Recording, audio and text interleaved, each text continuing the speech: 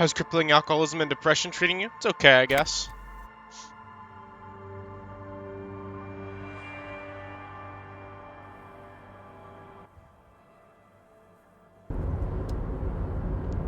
Yeah, the industrial area, or the harbor area. The fucking ambience here is oppressive.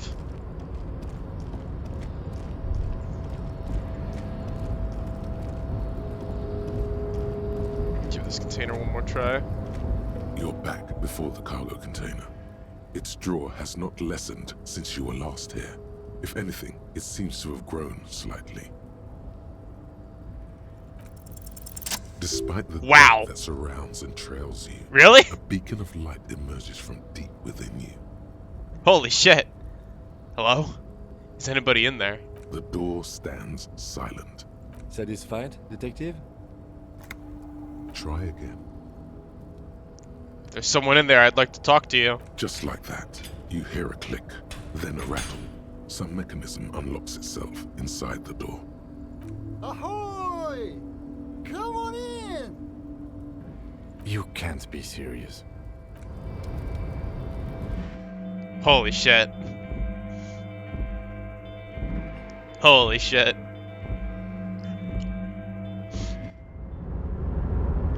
What the fuck am I? Kim? The man stands at the far end of the shipping container. It's hard to say anything more about him. You cannot make out any of his details, but you do feel the overwhelming presence of capital. Wait, you didn't know that? No, I've never been in here. I didn't pass the rhetoric check on my first playthrough. The feeling causes all the hairs on your body to stand at attention, like soldiers preparing for review. Something's amiss. The light beams bend around his face and scatter in 1,000 directions. It seems the laws of physics do not apply here. They are suspended, distorted, and echo. Trying to visualize the physics at play is liable to give you an aneurysm. Don't think about it too hard.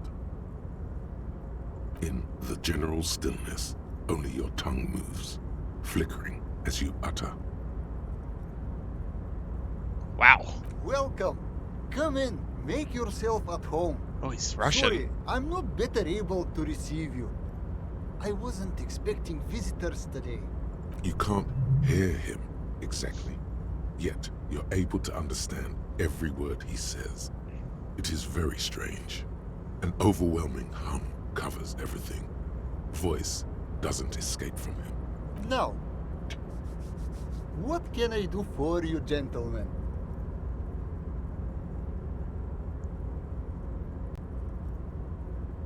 Yacht shoes. Who are you? Who am I? Oh, I haven't been asked that question for such a long time.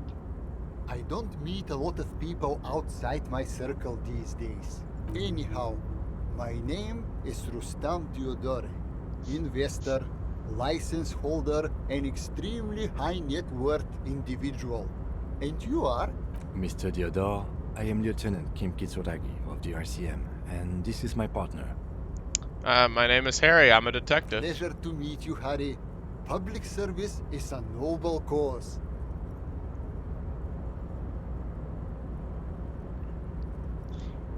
How did you become so To rich? be perfectly blunt, I inherited my fortune from my grandmother, who herself was an extremely high net worth individual back in Grad. All I did was take her fortune and invest it prudently. Believe it or not, it takes more than a bit of skill not to blow a vast fortune on sailing boats, bad choices, and unsupervised state policy. What's it like being an extremely high net worth individual? I gotta tell you, at first, being rich is a lot of work. You've got to work hard because everything's so darn expensive. You know, prices increase exponentially at this income level. But then, once you've reached my position, it's nearly impossible for me not to make money. My assets are so diversified that I'm bound to come out ahead no matter what. Some of my lower net worth friends say to me, but doesn't that take all the fun out of it? And I tell them, not really.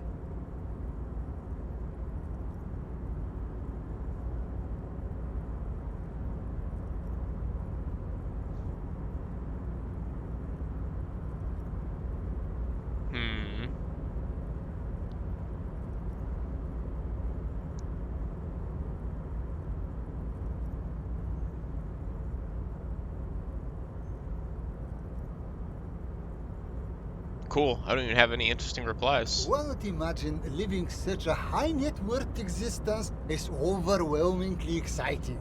But yes, as you now see, it can sometimes just stun you with its boredom. What are you doing in this container? Traveling. This is a great way to get around. It's fun, it's safe, and it gives me lots of time to think. Is it safe? By the way, let me now ask you a question. Where are we exactly?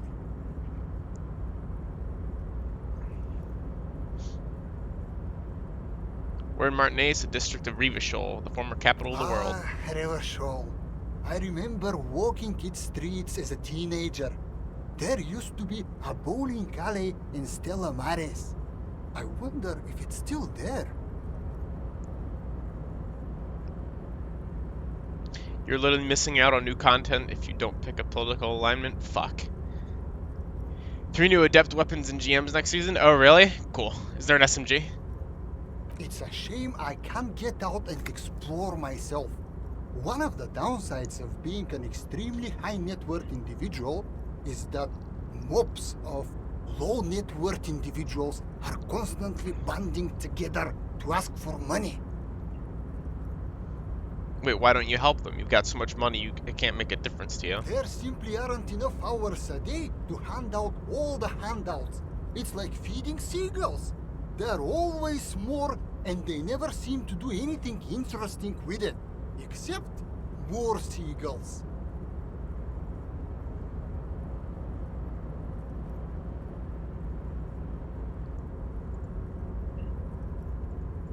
Spending money is a matter of desire. I'm sure you agree. I don't have the desire for spending it like that. Defeat enemies to earn synth strand. Spend it on bounties to earn synth cord. Convert synth cord to synth weave. Use that to convert an armor piece. Okay. Smart, no?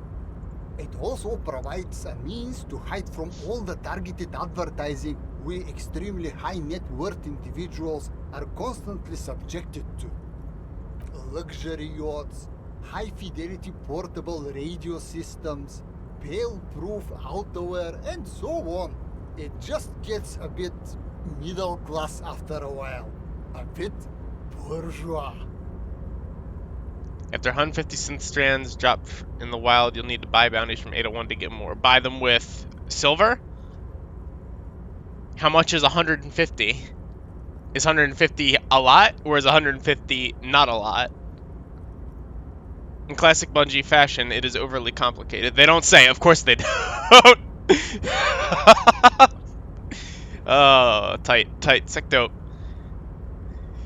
Oh, wow, okay. Why haven't we asked this guy about why light is bending around him? Ah, so you're saying being rich isn't worth the hassle. What? No, I didn't say that at all. Being rich is great. Just don't tell anyone I told you that. You're a rich investor, right? Can I have some money? I don't see how it's appropriate for a representative of the law to ask a wealthy person for money. This shines a bad light on the RCM, if you catch my meaning. Come now. There is not even a cent of corruption here. I'm merely being polite. So, let me check my pockets. As you may know, us high net worth individuals do not have a lot of cash on hand. Investments and liquidity are enemies of one another. I think I only have coins for coffee machines. Here is 3 real. How much can you get for this? Thank you for your kindness. You're welcome. You know, Maybe you can make that money grow. Come up with an investment plan. How's that sound?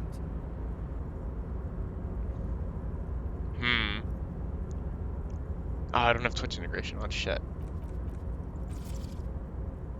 I have to go get the code every time. It's so annoying. That's definitely not it. I don't know what that is.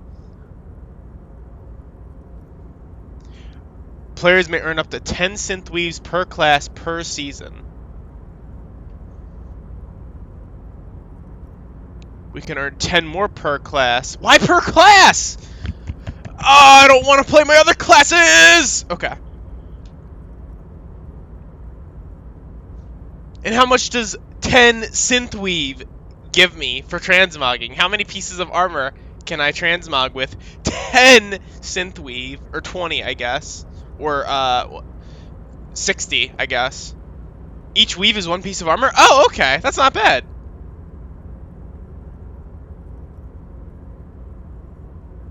That's what, 2 sets of armor? Head, gauntlets, chest, legs, bond? So yeah, 2 sets. That's 4 full sets of armor per class. That's actually not bad.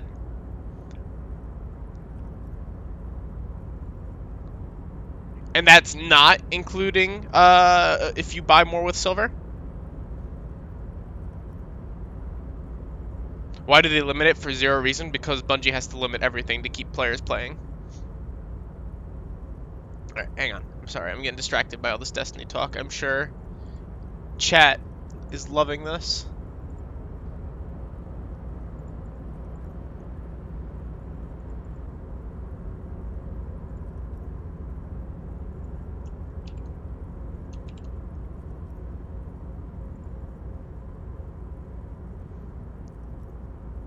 $300 for one? That's a lot.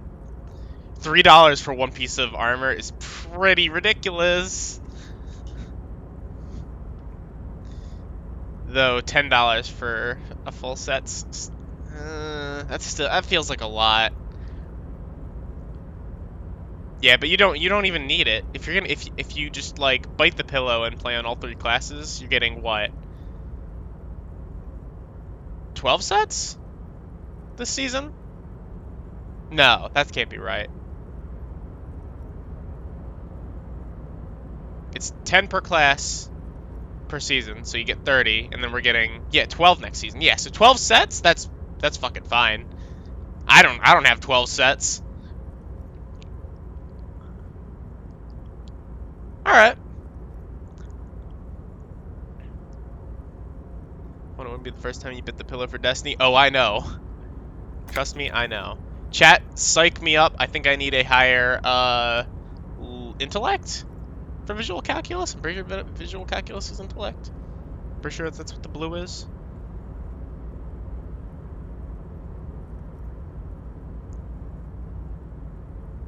Nice. Now it's up to a smooth 8%. I mean, we got the 3% check to get in here. If business planning were really your strong suit, you probably wouldn't be a cop. It was actually kind of close. Okay, so I've got this idea for a board game. You should invest in the RCM. You should what? The volunteer police force. And why would I do that? Because it's chronically mismanaged, deeply corrupted, and completely outmatched. Just a minute. The RCM has its difficulties, but generally speaking... You know, that's exactly what I've heard. From what I understand, the RCM, as currently constituted, is essentially a lost cause. Still, the idea of a privatized police force is extremely forward-thinking. I could even say it's ultra liberal.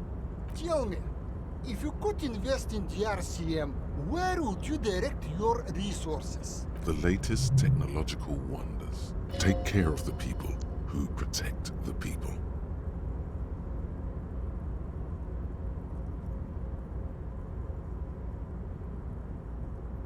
Pay raises for officers and generous benefits. I don't believe in giving anyone money for nothing, but maybe there is something to using market incentives to improve performance. If I could interject, the RCM's problems are mainly structural. We are hamstrung by a lack of clear lines of authority, and our system of performance reviews strongly disincentivizes interpreting cooperation.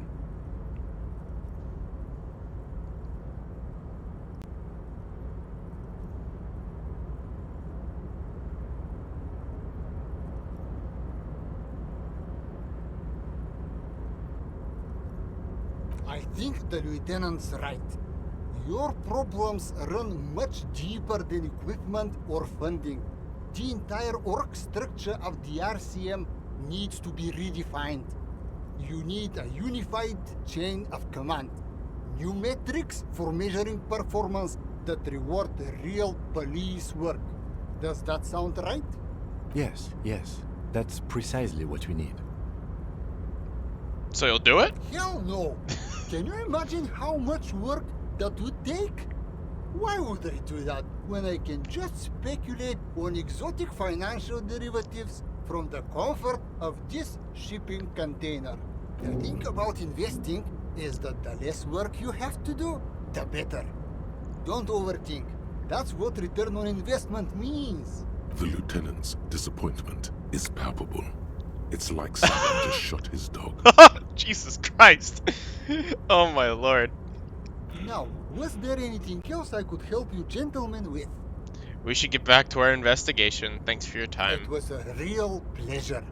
Sadly though, my current lifestyle prevents me from remaining more than a brief time in any one place. Perhaps we'll meet again, somewhere far away. Shaders are going to cost 300 bright dust? Oh! Jesus Christ. Farewell, friend, and may your The bright peace dust of nerfs mind just keep rolling in. guide you to happiness. Alright, that was exciting.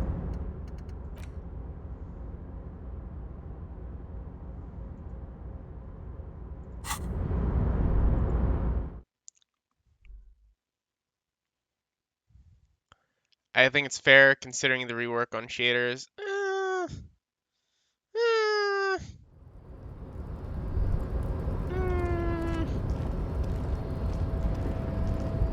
Maybe. 300 still feels like a lot.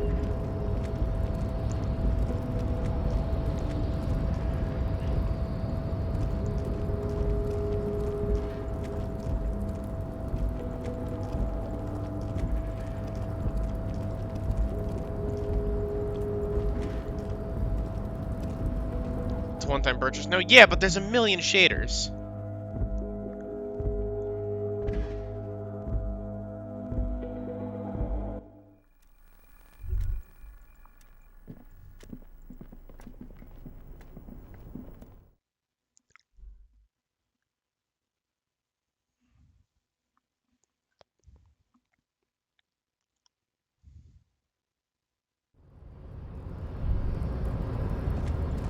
Alright.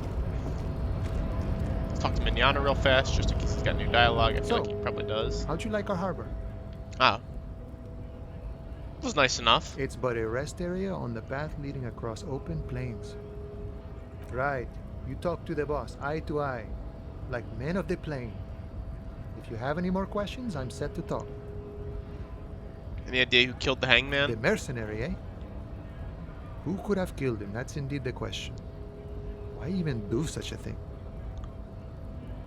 The harbor is a primary area of suspicion. In your opinion, are the dock workers involved in the killing? What a thought! Why would noble workers resort to such a thing?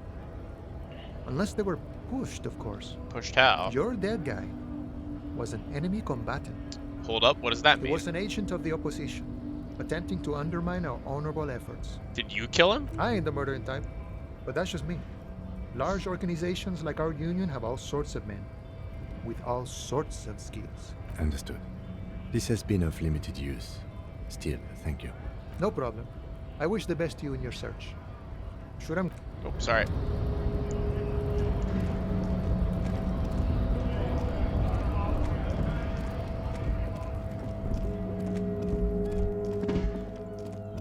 Let's head back in and talk to the boys.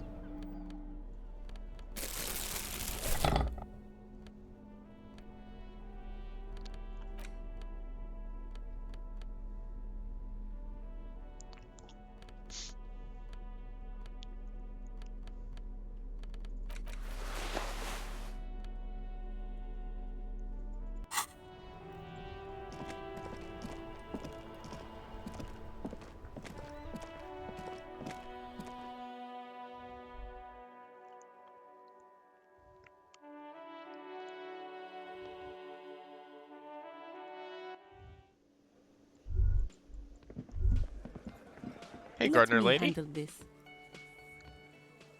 Detective disorientated. Are you still wondering where you are? This is Martinez, in case you've forgotten. I advise you not to overstay your welcome. You're the gardener. No, I am not a gardener. I'm a legal counselor for the Dock Workers Union. So let's get to it. You're looking for Titus Hardy? You think he has information that will help you? Maybe that's Oops, sorry. Titus. Talk to him. But know this. I'll be keeping an eye on you. No strong arming. Nothing official. The District of Martinez does not recognize your authority to make arrests.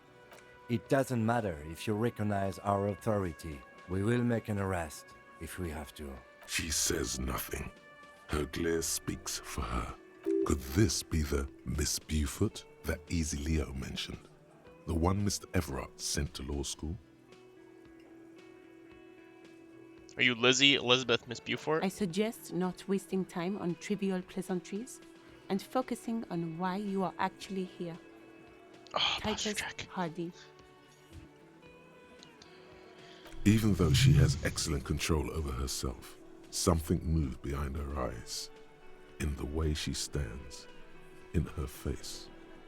You caught her off guard. Push her some more. Easy Leo told me about you. He likes to talk a lot. You are not here to chat up the legal counsel. You are here to question these men. You set the pace and the topic of these conversations here. Establish that. He said you were in debt to Mr. Clare. I represent the union and these men here. Don't make this personal. A very minor victory. What's your role in all this? Like I already told you, I'm a legal counselor. Do you have hearing problems? What if I want to talk to you, not what Titus? you want is of no significance, officer. Don't test your authority. In Martinez, you are no one. What are you going to do to me? What are we going to do to you? The union isn't going to do anything to you. It is not a crime syndicate. It kind of It is is. a labor organization. Goddamn right it is. Oh, whoa, Titus sounds different too. If anything, it is the RCM who do things to people. But we digress. I should talk to Titus then. It's a bowl, they're spitting it, reeking of tobacco. Oh, gross. This is where you say your bit. Detective.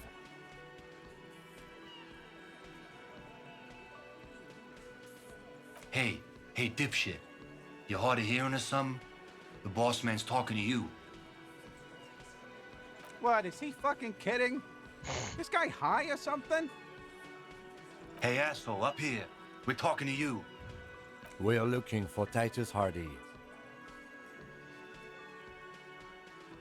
We need to talk about the man hanged out back. Oh, this is about him. A real looker, that one. Oh, man. Titus sounds so greasy now. Jesus Christ. You sure took your time, huh? Waited for him to get real ripe and pretty for you. Oh, he was a real pretty boy.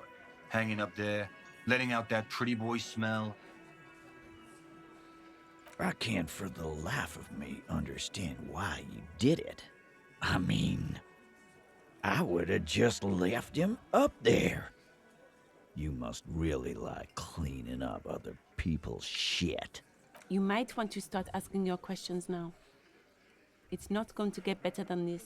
Scan the room. No. I's here. You got business with my boys. You got business with me. He understood what you were doing. Taking inventory of them. Yeah!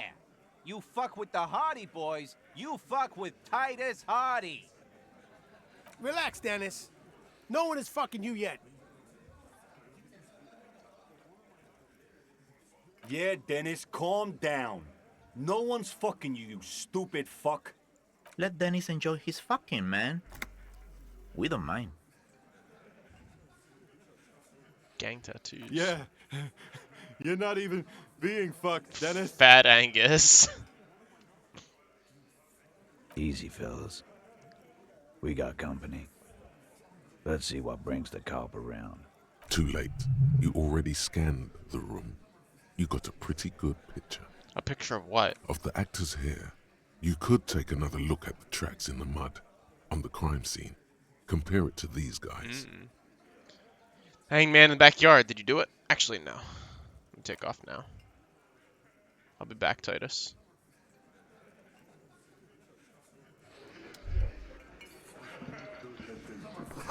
See Hawthorne bushes outside. What? Put his men in overalls, toting guns and Union placards. I forgot we still haven't fucking actually properly visual calculused the tracks in the mud.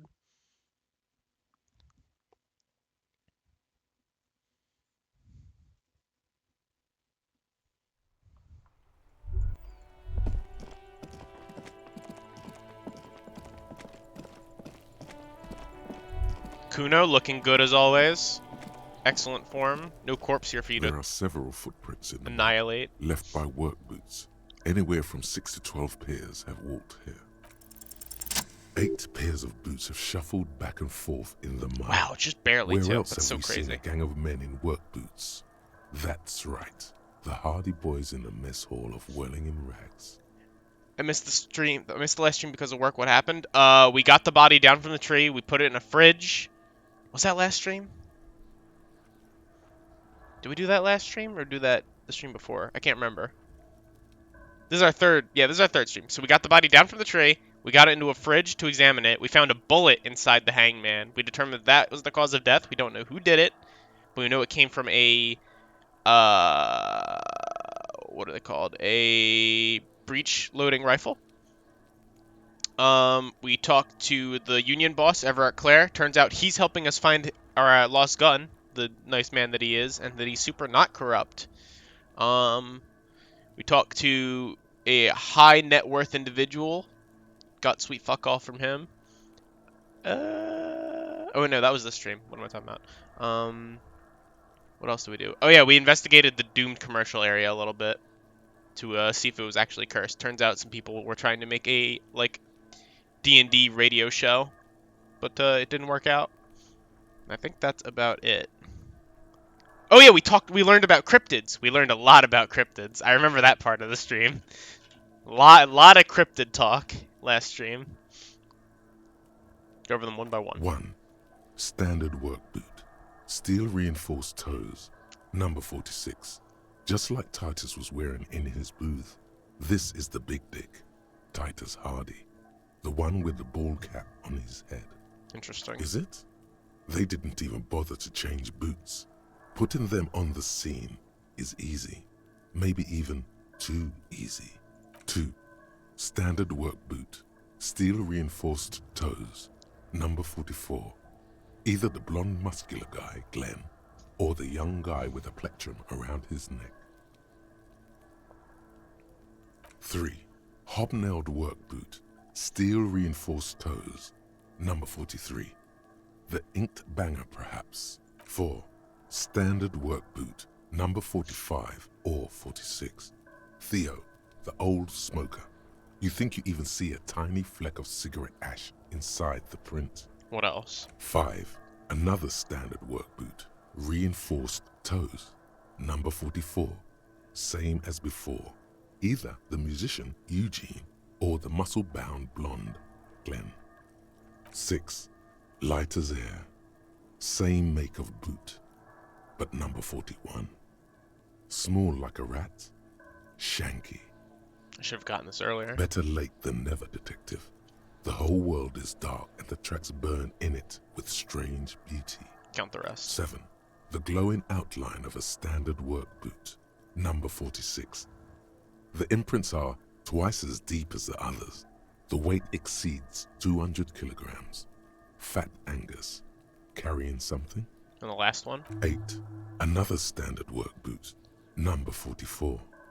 There's an aberration in the pattern of the sole. The right sole is smoother, more worn. Curious. A missing 8th Hardy Boy. 7 sets of tracks, right? The Hardy Boys were here. 8, actually. That's all? Interesting. Then one of them seems to be missing. Anything else out of the ordinary? Note to self. This would be a good question to ask Titus. Where's the 8th man? Light step, number 41 show. I'm guessing that's the skinny Hardy Boy. The one with his front teeth missing. You mean the rat-faced Yes, one? Well, he did look a bit like a rat. You're right. Do you think those prints belong to him? Yes. I could still be wrong, but I'm probably not. A heavy one, a heavy one, 200 kilogram imprint. 200? This could be the combined weight of 2 people, one carrying the other who's tied up. Let's say a heavily built worker carrying a similarly built armored man. Maybe it was a fat Hardy Boy, the one sitting in the middle. He might be right. 200 kilograms of living weight is unlikely.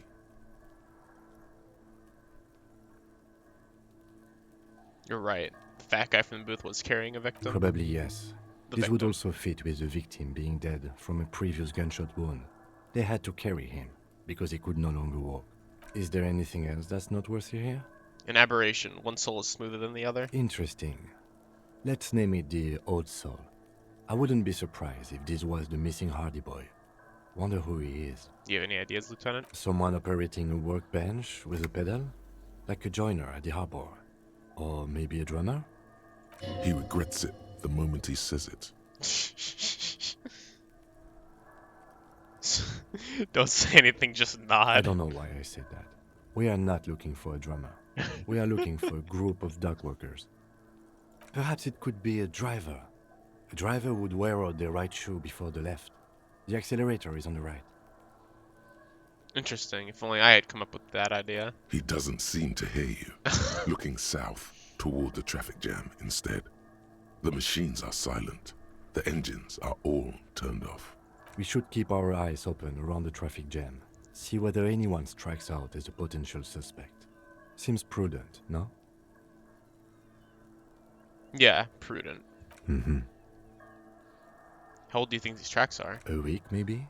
7 days would fit the time frame provided to us by the caller, who reported the hanging. It is not impossible. How do you know? I pulled last week's forecast for coastal Havashol. 7 days below freezing. The day before, the day of his hanging, was the last warm day. Correct again. Sub-zero temperatures would preserve the tracks in a good state. The commotion here could have taken place a week ago. What do you think happened here? What do I think? A mob of people brought something heavy to the tree. One of them was carrying the victim. They shuffled around, especially under the tree. Then, after hoisting him up, they stood in a semicircle facing his direction. At first glance, this appears to be a lynching. Indeed. They all stood in a row here and looked at the tree. But we know the victim had a bullet in his head. A more precise way to put it is, it was made to look like a lynching. We've been purposely misled? By these tracks? Yes. We've been through all of it. Alright. Let's double back. I wonder if I can talk to Tommy. Get new dialogue now. Still here. Stuck in this damn jam, my man. What's up? Nah, nothing. Unless? Ease into it. Don't go too far. This seems like a personal matter.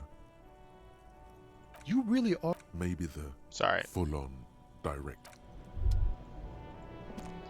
Oh yeah. Let's talk to Alice. I think there should be something. Inside, you see a set of steering levers, a radio microphone, a pull-out toolbox. Hang on. Did I miss it?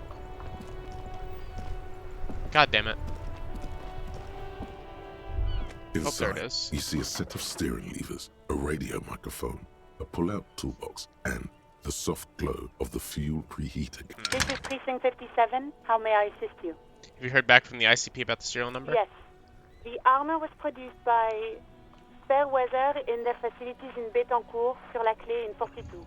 It was part of a special order for Corps de Pharmacie, a security firm contracted to protect the interests of Oranese pharmaceutical companies in the Seminine conflict.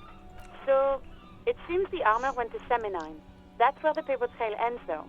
Even the firm has proven difficult to track. Corps de Pharmacie has been renamed several times over in the years since the armor was issued. Do you know what it's called now? The most recently registered firm that the ICP has been able to connect to the CDP is a military contractor called Trinell. And the one before it was Downwell. I think they might be the same contractor. A suit of armor like this would have been manufactured with a particular person's physique in mind. You should ask for whom this suit was fitted.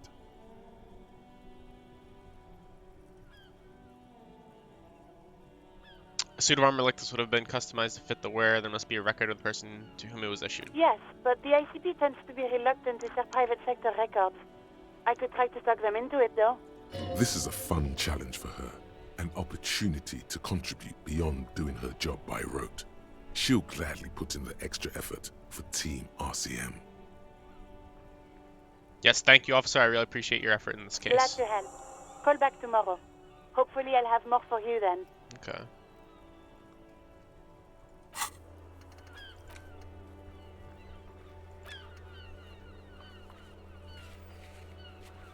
Oh, I need to get the key from Manyana.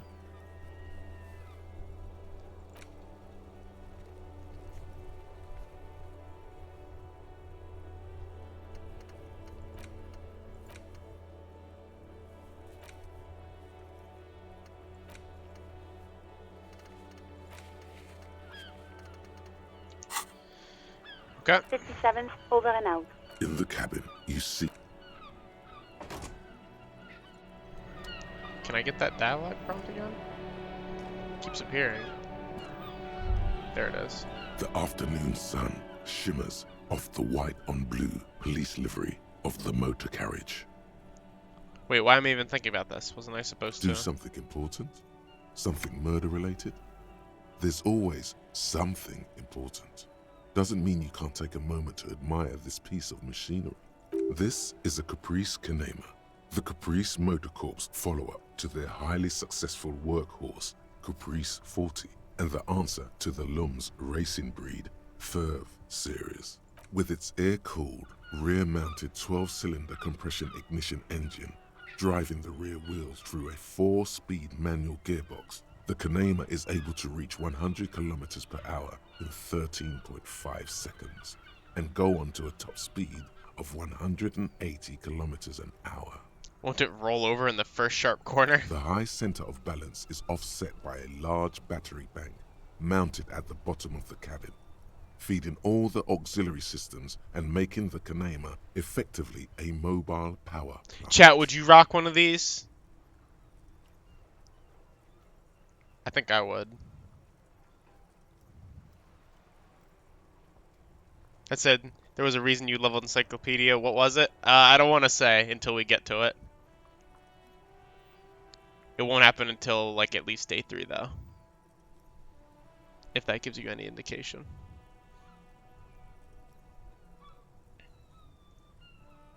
This tech talk is really rubbing me the right way. Due to a quite steep price tag, it is very unusual to see one in police livery.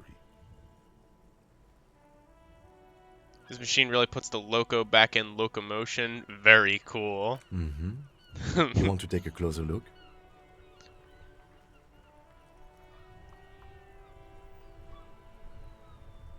What's it packing in there? 130. I reckon that's a 7-liter V12 there. That's what? A 7-liter V12? 7.2. Supercharged. Saying these words brings him immense joy. A fine machine? Yes. An extraordinary machine.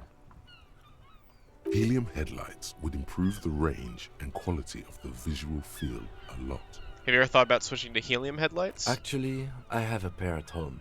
Just haven't gotten around to fitting them yet. I need to lay some wiring for the ballast first. If we ever get this case solved, maybe we can do it together? Maybe. Yes, definitely maybe. Okay, let's move. Let's go get the keys from Manyana.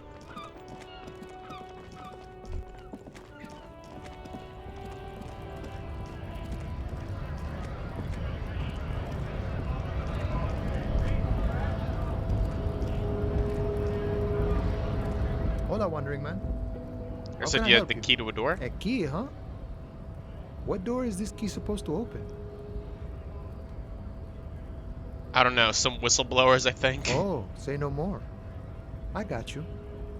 I got that key right here. And let me tell you, it's mighty good of you to help us out during the strike. Working class solidarity, as they say.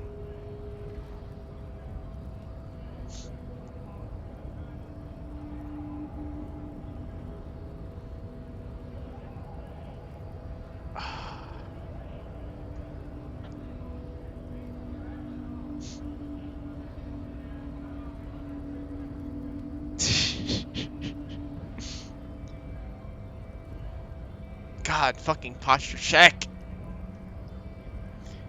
I saw an opportunity and I took it. No, that's dumb.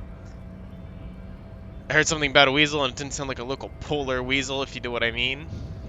That's also kind of dumb. Doing it for all working men.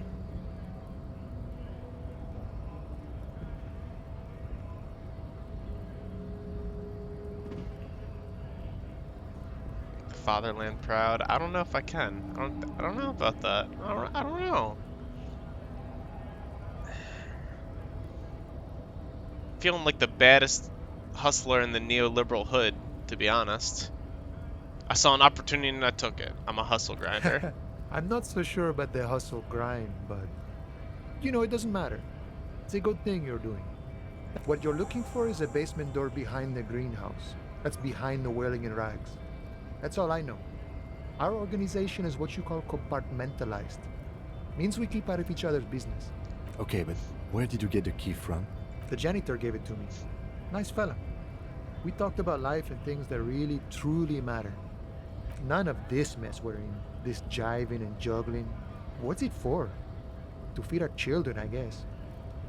Anything else I should know about this task? This weasel person will be home? I'm more of a philosophical dock worker. I like to talk about the big picture stuff. Who I am, who you are, what we are fighting for. Who he is and what they're fighting for? This is interesting. Actually, do you know anything about the Hardy Boys? Los Ardis? They're an independent militant group. A bit too high-strung, but it comes with the responsibility. They're sort of like you. Preserve the rule of law and all that. Except it's Evrart's law. But really, they're just like you. Why are you striking? We're negotiating our share. Your share? Aye. How large a share would you like? All of it. However, right now we want all the harbor workers to be on the company's board, so they could take part in the decision-making process. Are you a communist? No. I don't think I'm a communist. Seeing something of value and saying I want it all to myself is a much older and simpler notion. No science to it at all. Even a weak child can think it. The only things holding someone back are I can't and I shouldn't.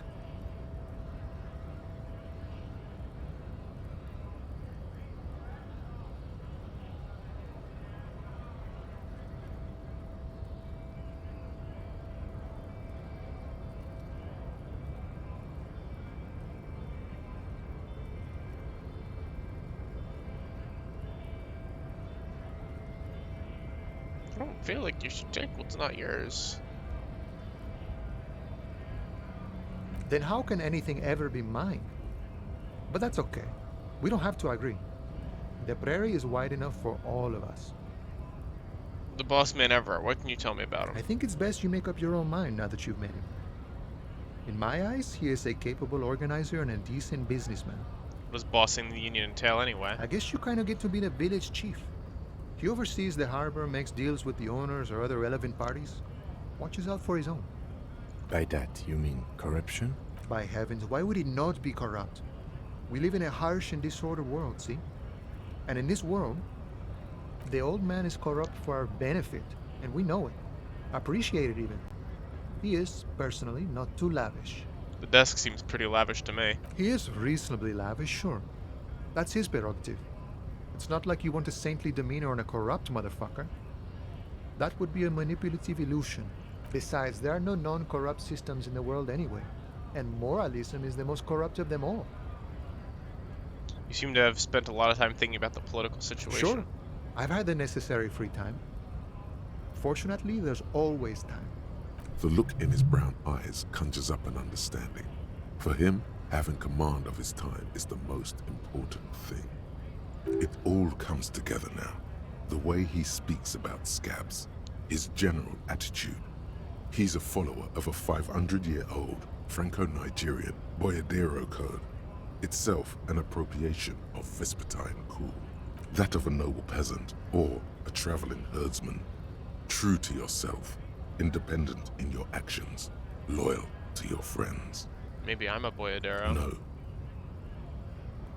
But no. The man sits on the railing, his hands reaching far and wide. Yet it feels as if he could effortlessly go even wider, if need be.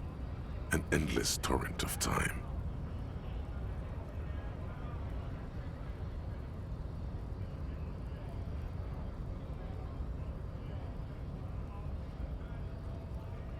wait, so France and Nigeria exist in this world? Maybe, or maybe it was Franco-Nigeria. I could talk to you, Manyana. Bye. I don't think I'm smart enough to have a proper political alignment in this game.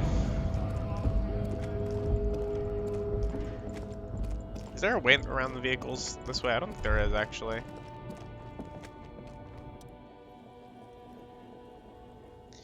An old monument stands in the middle of the traffic island, pointing towards the sea. It looks as if it's been reasonable peace. Wait, why isn't this narrated? Who is this?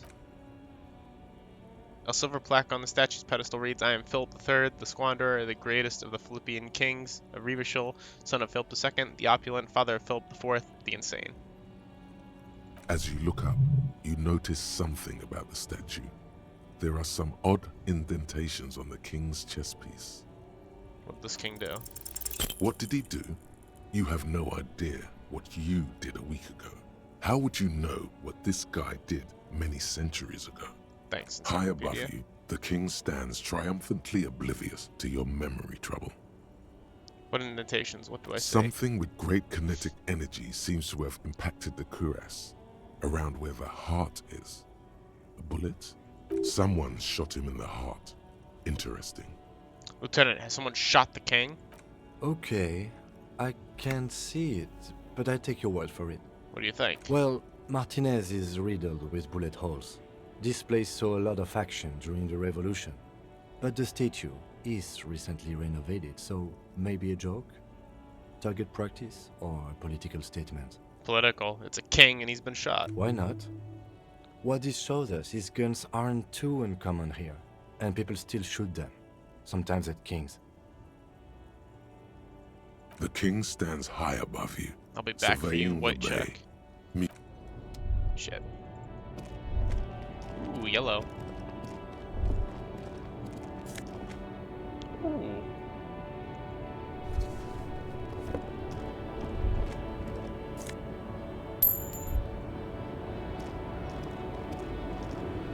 The small, wrinkled woman does not greet you. She nods along to something on her radio.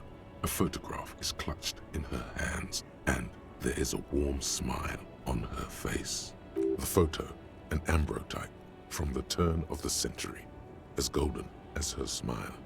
It's the warmth of a winter night's fire. Maybe she could give you comfort and shelter, some cigarettes and food money. Maybe she's your... Grandma? Nothing. Her smile just keeps widening. Her hair is gray like lead. Excuse me, ma'am, I'd like to ask some questions. No response. Wherever this woman is, your words fail to reach her. Snap your fingers in front of her face. Wait, she's just a distracted old woman. Better to leave her alone. Alright. I'll be back for you, lady.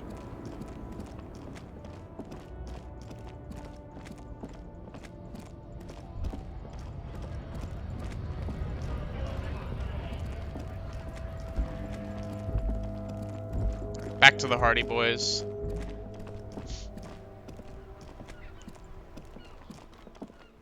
Wish my inner voice was so articulate? Yeah, right? I feel like it'd be way easier if all the parts of your brain were nice and segmented and argued with each other sometimes. Just told you what to do. All right, Titus, round 2. Ding, ding, ding. Looks like the circus left town, but the clowns are still here.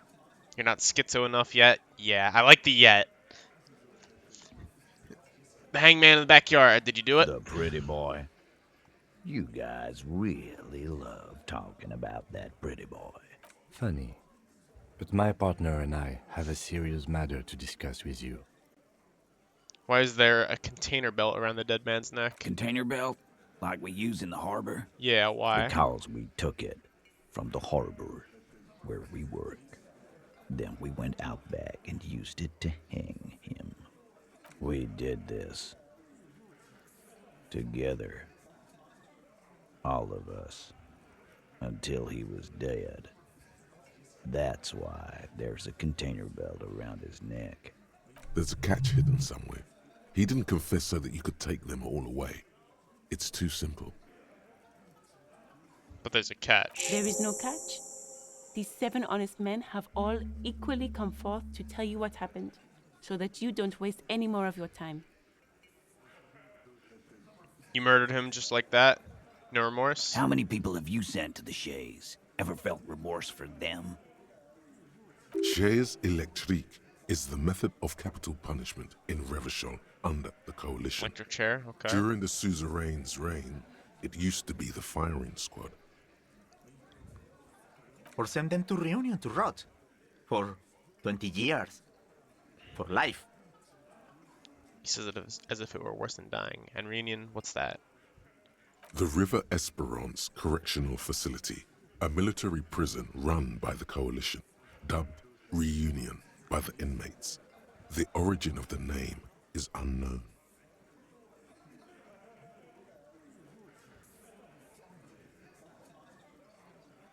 What we do is different. We enforce the law, you just kill people. Like, nah, you know, I'm not going to get into the moralism of it. Look, I'm just doing my job. I don't really like any of these options.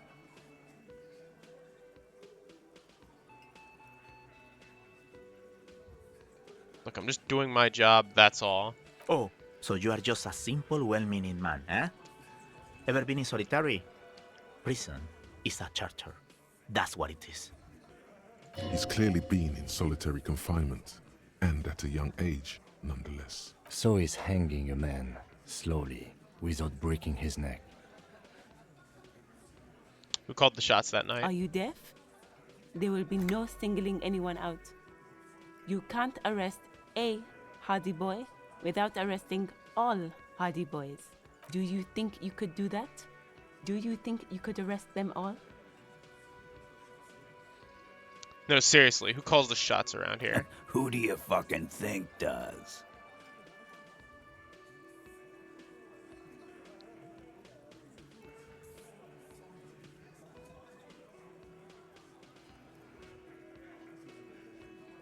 Evrart Claire runs the union, you answer to him, right? You keep him the fuck out of this. We have autonomy. It's all on us. Evrart runs the union.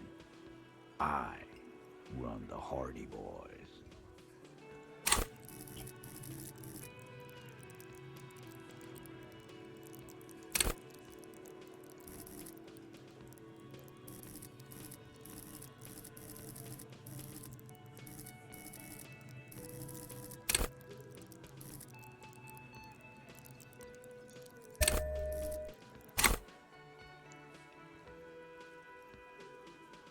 When the shit starts spinning, it will not land on Mr. Clare.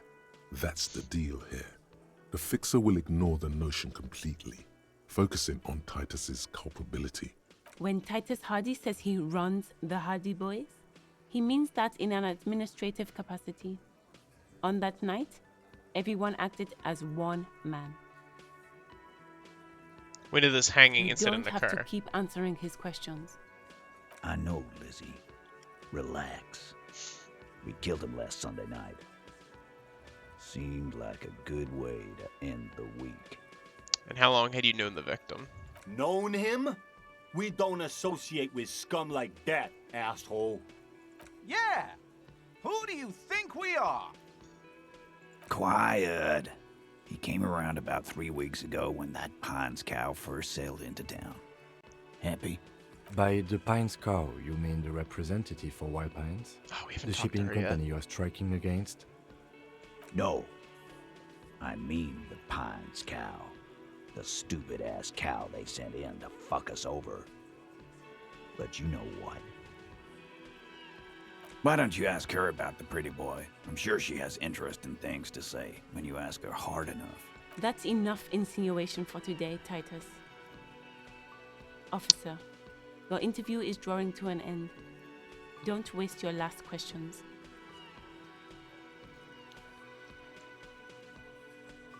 Why did you kill him? Why? 'Cause he was worthless mercenary scum. And he stepped out alive in my town. So he was a mercenary. That's it. And he stepped out alive. What kind of mercenary? The kind that shows up when you start a strike. The experienced kind, too. Had Cohoy and Semenine written all over him. Ex-Oranese Special Forces. A live grenade. Right here in our bar. This one has a special gripe with him coming here. I can't prove it, but I know he was sent by the Wild Pines. They hire merc shit like that. Story of every strike from here to Samara. How do you even know he was Special Forces? Cause one night he walked straight up to the mic and said, "I'm Oranese goddamn special forces, and I'm gonna fuck you all." Oh. Really? Yeah, really. Had a gin and tonic up there, sang some Oranese paratrooper song, and said he's gonna fuck everyone. We couldn't believe it either, but he fucking did, right there. Like some kind of animal. This is a serious violation of the karaoke code. Okay, but what did he actually do wrong? Wrong? He harassed women, raped one, harassed workers, threatened to kill some as a warning. There's slight unease in him suddenly. He regrets mentioning the rape. To kill us all, if we don't open the gates, if we don't let the scabs in, if we don't bend over. That was before he started coming here. Yeah, he said it was his favorite joint now. Started to come in here every night. Drinking, grabbing girls. Grabbed one of ours mid-karaoke, right there on the stage. He grabbed someone? Yeah. This girl's on the mic. A beautiful girl, young. Gets into the second verse of Lover Lake. The fucker grabs her legs, starts screaming, "Show me your cunt! Why don't you show me your cunt?" Then, he gets knocked on the head with a wine bottle. Doesn't even fall down. Oh, I have to say it. Casey's not in chat, is he?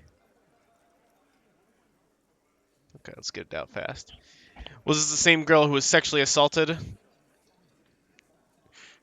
Raped, you said? Aren't you fucking listening?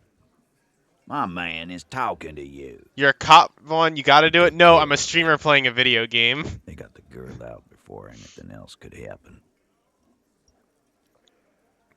Yeah, me and Eugene got her out. Aren't you fucking listening? Right, but who did he rape then? This is a very serious allegation. No. You're not getting the name. That's a Martinez matter. And I'm not discussing it with you clowns. There's nothing you can do for now. He's stonewalling you. How did you kill him? We hanged him up by his neck until he got real still. Wasn't that obvious, copper? Didn't they teach you anything at the cop school, idiot? The autopsy showed there were no ligature marks. His hands were not tied. Can you explain that? The lieutenant goes in for the leg sweep. Titus does not see it coming. Look. I'm not gonna play 20 questions with you, capo. I'll say it again. We killed him. Yeah, I knocked him out. Came up behind him and clapped him in the back of the head. He went down like a sack of sand. That's right, lawman. And then we hang the fuck. Make them a bit more uncomfortable first, then see if it all adds up.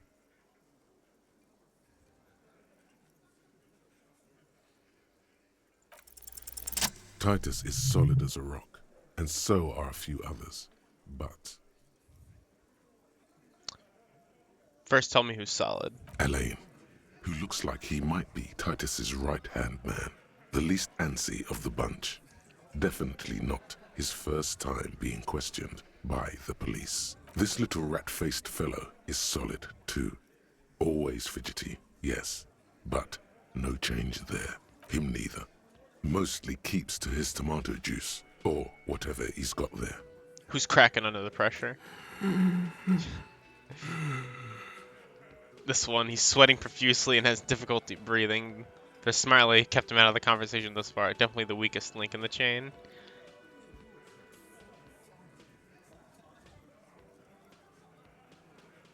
Hey you, big guy. Having trouble breathing over there? No. He looks up, startled, his forehead shiny from sweat. A few coiled locks are peeking out from under his warm woolen hat. Of course he's having trouble breathing. Just look at how fucking fat he is. Fuck off, Shanky. Angus is a powerful guy. All muscle. Keep your eye on this powerful guy. Sooner or later, he's going to break like a piece of twig. Where'd all this action take place? Right fucking here. Eugene already told you that the fuck had started coming to our bar. Yeah, man. Weren't you listening? Mr. Fats would use to knock the victim out. My fucking elbow, Copper. Samaran boxing style. Samaran boxing, or Sambo, is an eloquently violent set of one-on-one fighting moves, originating from the Samaran Isola. Sambo style implies stealth, cleverness, and cool. There's something you're not telling me. And fuck you too, Copper. Picking on Angus like this. We're done with this schoolyard shit. And just so you know, he doesn't have trouble breathing. His all-muscle comment wasn't sarcastic. He's genuinely trying to look out for Angus. This one is a stone wall. You won't get more out of them about the night of the murder. Not yet. You see my message regarding shit end? Yeah, I saw it. I'll try and bang them out at some point this week. Right, I have another question about the lynching. What, Copper? How'd the bullet in his head factor into this? Huh? There was a bullet in the dead man's brain. Why was it there if you hanged him? How the fuck do I know? Anyone could have shot him. Target practice, maybe. This line of questioning is over. You got the cause of death already? Hanging. If there's any post-mortem trauma, it's your problem. This will not turn into a cross-examination. So what are we gonna do now? Nothing. Your investigation here is done. Leave Martinez, go back to your stations where you belong. I think we're going to stick around, thanks. Some things don't add up here, Titus. I've done this job for long enough to know that people don't just confess to first-degree murder. Even if it is a group responsibility, we're going to look into this. Good luck with that. You've heard everything a rent-a-cop is gonna hear from us. Real law I know what happens officials. if you fail this. You're lucky you didn't get a beating.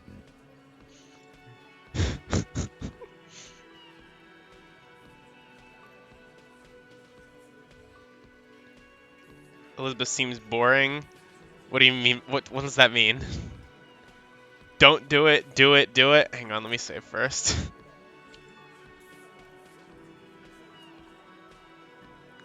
Do it, I'm a cop. Yeah, that's true, I am a cop. Alright. Put him up, Titus. The circus left town, but the clowns are still here. This is Psyche, I'm pretty sure. Amp me up, chat. If we succeed, this would be hilarious. I don't think we're gonna succeed. We already got one fucking super low chance check today. Alright. It didn't even go up. What the fuck? Establish authority. Yes. Authority. Feverish thoughts race through your mind. Kim, I need your gun. Why? This is not what he thinks it is. This is a great idea. I'm afraid it's not what you think it is either. Everybody calm down. This is only a demonstration. Kim, the gun, please. What in the name of fuck are you doing? But I don't want to give you my gun. The fuck is happening, Titus? What are they whispering about? Easy, Shanks. I want to see where this is going.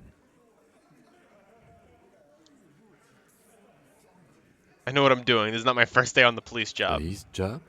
Be careful, it's loaded. Oh god, he actually gave it to me. Your fingers wrap around the handle. The index slides into the trigger loop. Do it. Go on. Good. Now put it in your mouth. But I want to point it at them. I want to point it at them.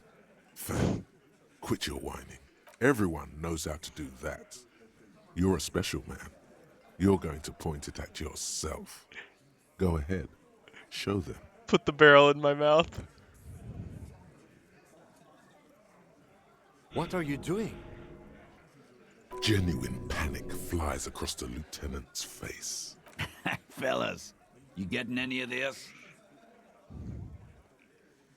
You'll never forget what happens in 5 seconds if you don't respect me. Fellas, the cop is really threatening to off himself. This is insane. No, that is not what is happening. This show is unnecessary. Give me my gun. Now. I'm gonna kill myself now, you fucking whore.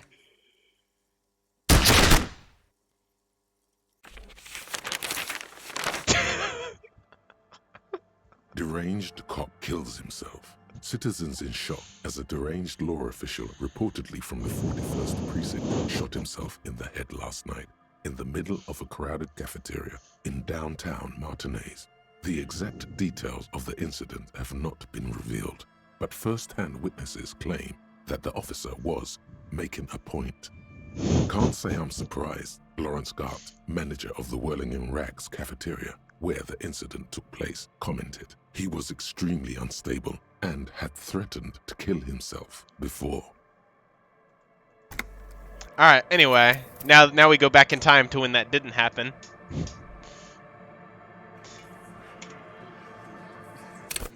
Suicidal thoughts repressed. Alright, I have to use the bathroom real quick. I'll be right back.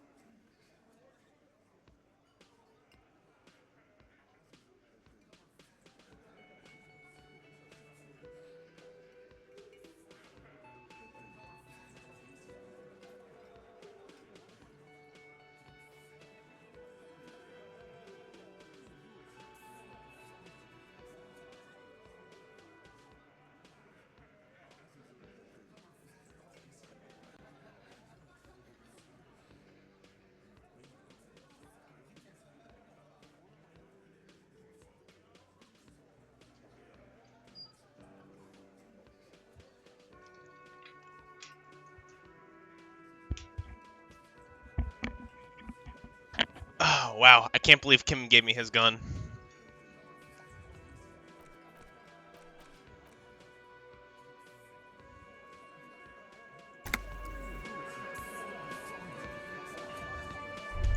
Alright, let's go talk to Wild Pines rep.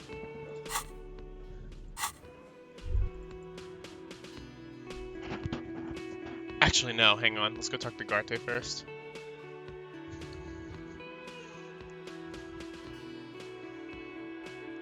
And the cook. Back in.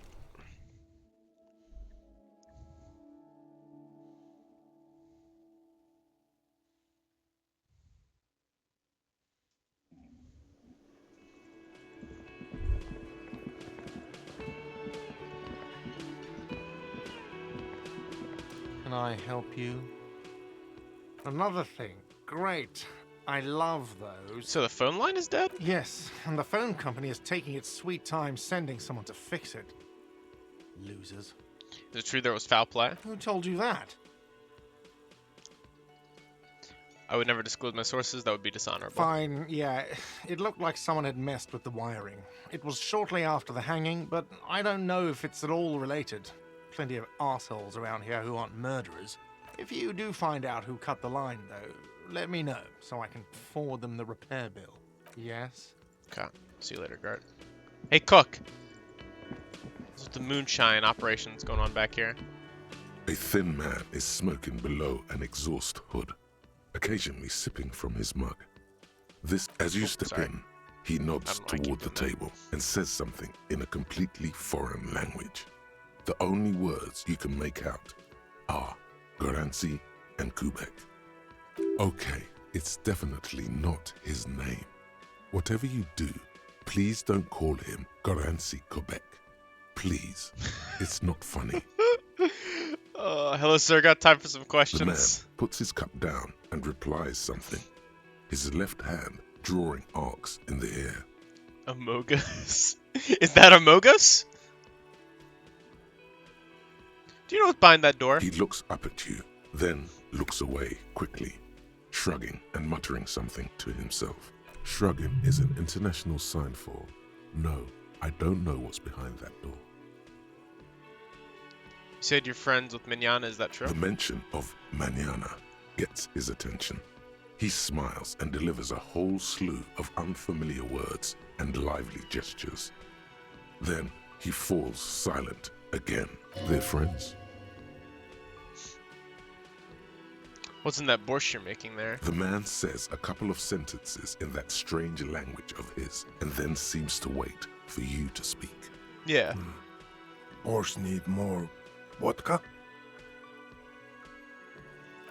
Okay, so it's vodka that keeps the men happy and in good spirits. Clever move by the Union. Of course, vodka. Now that makes a very, very special borscht indeed.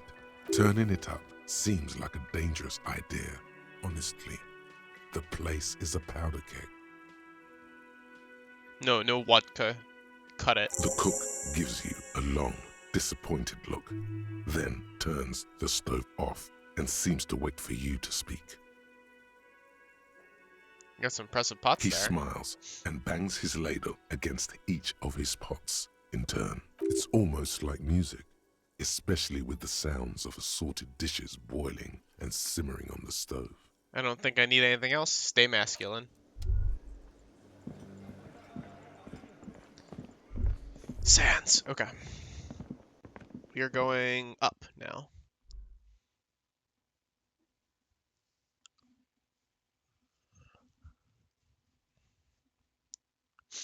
We got the door to open that belongs to the weasel. And then we also have to find the Wild Pines rep.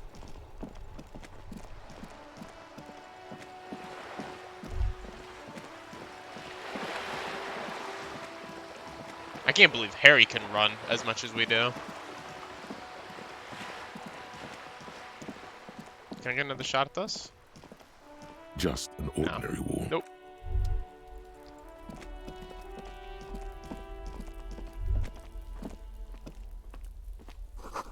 Garden hose, this won't be of use until the snow melts.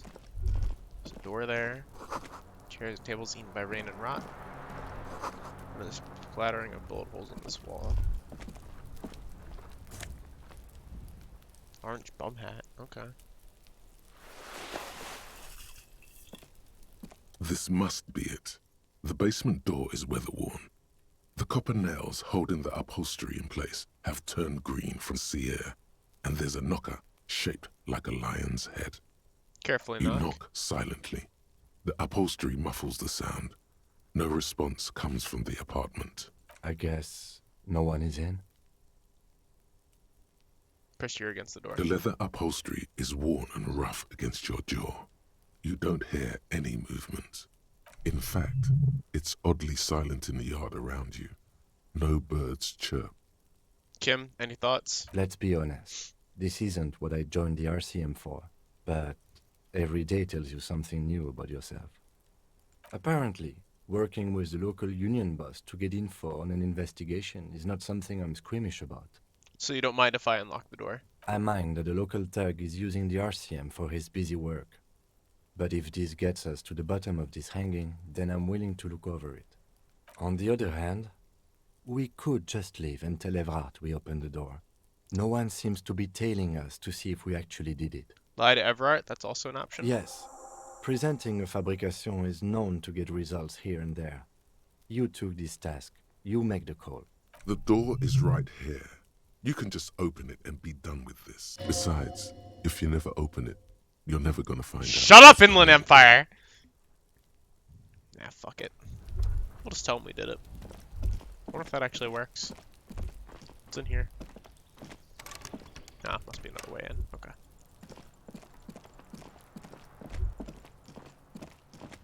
It's a shame running back up to Everart's so far away. No, I guess it's not that far anymore because we can use the key. Cape Side Apartments.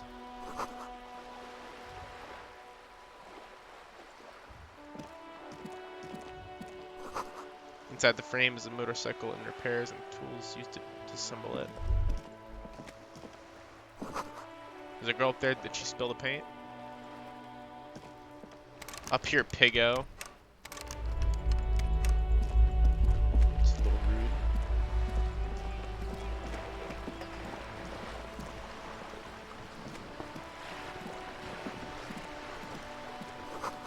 Docking reserved for residents of Rudis Sound, Ghislaine, 33A. That is a big boat. Room in the Whirling Rags is much bigger than the sloop. It is worth more than you'll ever earn in all your life. A striking woman leans against the cabin top Hey, of Joyce. her sailing boat, smiling as you approach. Her green raincoat glistens with droplets. A silk scarf is tied around her throat. Good afternoon, officers. I'm Joyce. Joyce L. Messier. I represent the board of Wild Pines, the owners of the harbour. You gentlemen must be from the RCM. Shake her I'm hand. glad to see you here. Like steel, there is strength there. If she wanted, she could sink her nails deep into your skin. Oh, God. Vaughn is a lost cause? Yeah, are you just noticing this? I was dispatched to handle a strike, not a lynching. Anything I can do to assist the RCM in this matter, I will, gladly. That is good to hear, madame. Good, at least My somebody colleague that's not will trying to take the manipulate lead on us, this right? interview. I should let you know that he is recovering from an unusual medical episode. Very unusual. But I can assure you of his ultimate competency. Can you? There's a trace of irony in his voice. Mischief, even. The lieutenant is hatching some scheme. You should have been there for his breakdown in voice last night. I had never heard him cry before. I do not want to hear it again. At least I only threatened to kill myself once. It happens quicker than a shooting star. But did the lieutenant just wink at you? How interesting. Context? Nope. I wish you a swift recovery. In the meanwhile, you have my full cooperation, and the full cooperation of the Wild Pines group. Tell me about Wild Pines. What do you do? What we do. I'm afraid I don't speak for Wild Pines as a whole. It's a giant undertaking. God, you're so fucking cringe. I'm cringe? That's true, I am cringe. Sorry. But you moderate for my cringe.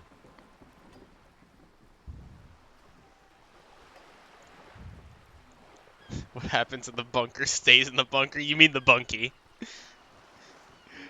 In jokes, in jokes. Jokes chat does not get. So what do they do? The Pines' core competency is logistics. Container shipping, freight, that sort of thing. See those airships there, linking? Those are the shipping side of things. And that is the terminal. Another subdivision deals with energy, oil and gas exploration, offshore platforms. The Wild Pines Group is one of the original Revacholian Indo-tribes. Companies awarded royal monopolies by the king, the suzerain himself, centuries ago. The king is long gone, but several of the Indo-tribes remain. Oh god, I forgot how much Lord Joyce dumps on us. I gotta pay attention. Wake up, chat. We're getting lore. Who are the other Indo-tribes? Son Baptiste, LUM, an unknown entity known as Brightest Star. You're in good company, it seems. Why, thank you. How much money does Wild Pines have? I'm not at liberty to discuss the company balance sheet, but I can tell you that last year, the company booked more than 20 billion real in revenue. A billion? Really? That failed? Are you serious?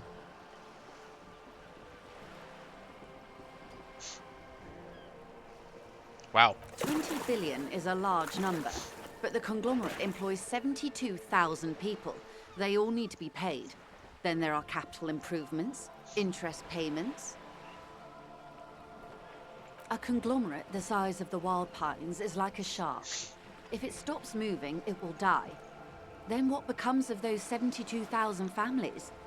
It's a tremendous responsibility. Where does Wild Pines get all these billions? They started as an exploration and cargo fleet conducting trade between the Samaran and Insulindian Isolas 250 years ago, when pine ships explored the South Seminese and charted Lomantang on behalf of the suzerain.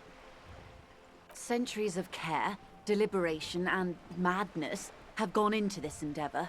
Vessels pass through the great unrest to re-emerge with apricots in tow. The logic of the system is totalizing. It's taken everything from its employees to build it. Probably helps to start out with a royal monopoly. You know more than you let on. Certainly it helped, but most of the original Indo tribes have failed or been absorbed. To survive, Wild Pines had to grow and adapt. No suzerain did that. What does such a huge system want with a place like this? You mean aside from being the terminal's legal owners, who are responsible for moving 8% of the world's cargo? 8% of all the cargo in the world? That's quite the endeavor indeed. There are no minor cogs in the system. Each terminal must be accounted for, lest the entire system break. Every hiccup in such a system means thousands lose their jobs, the world over. I'm here to assure that doesn't happen. Do we have any slots left? We don't. We're still doing the Col de Mama Takwa.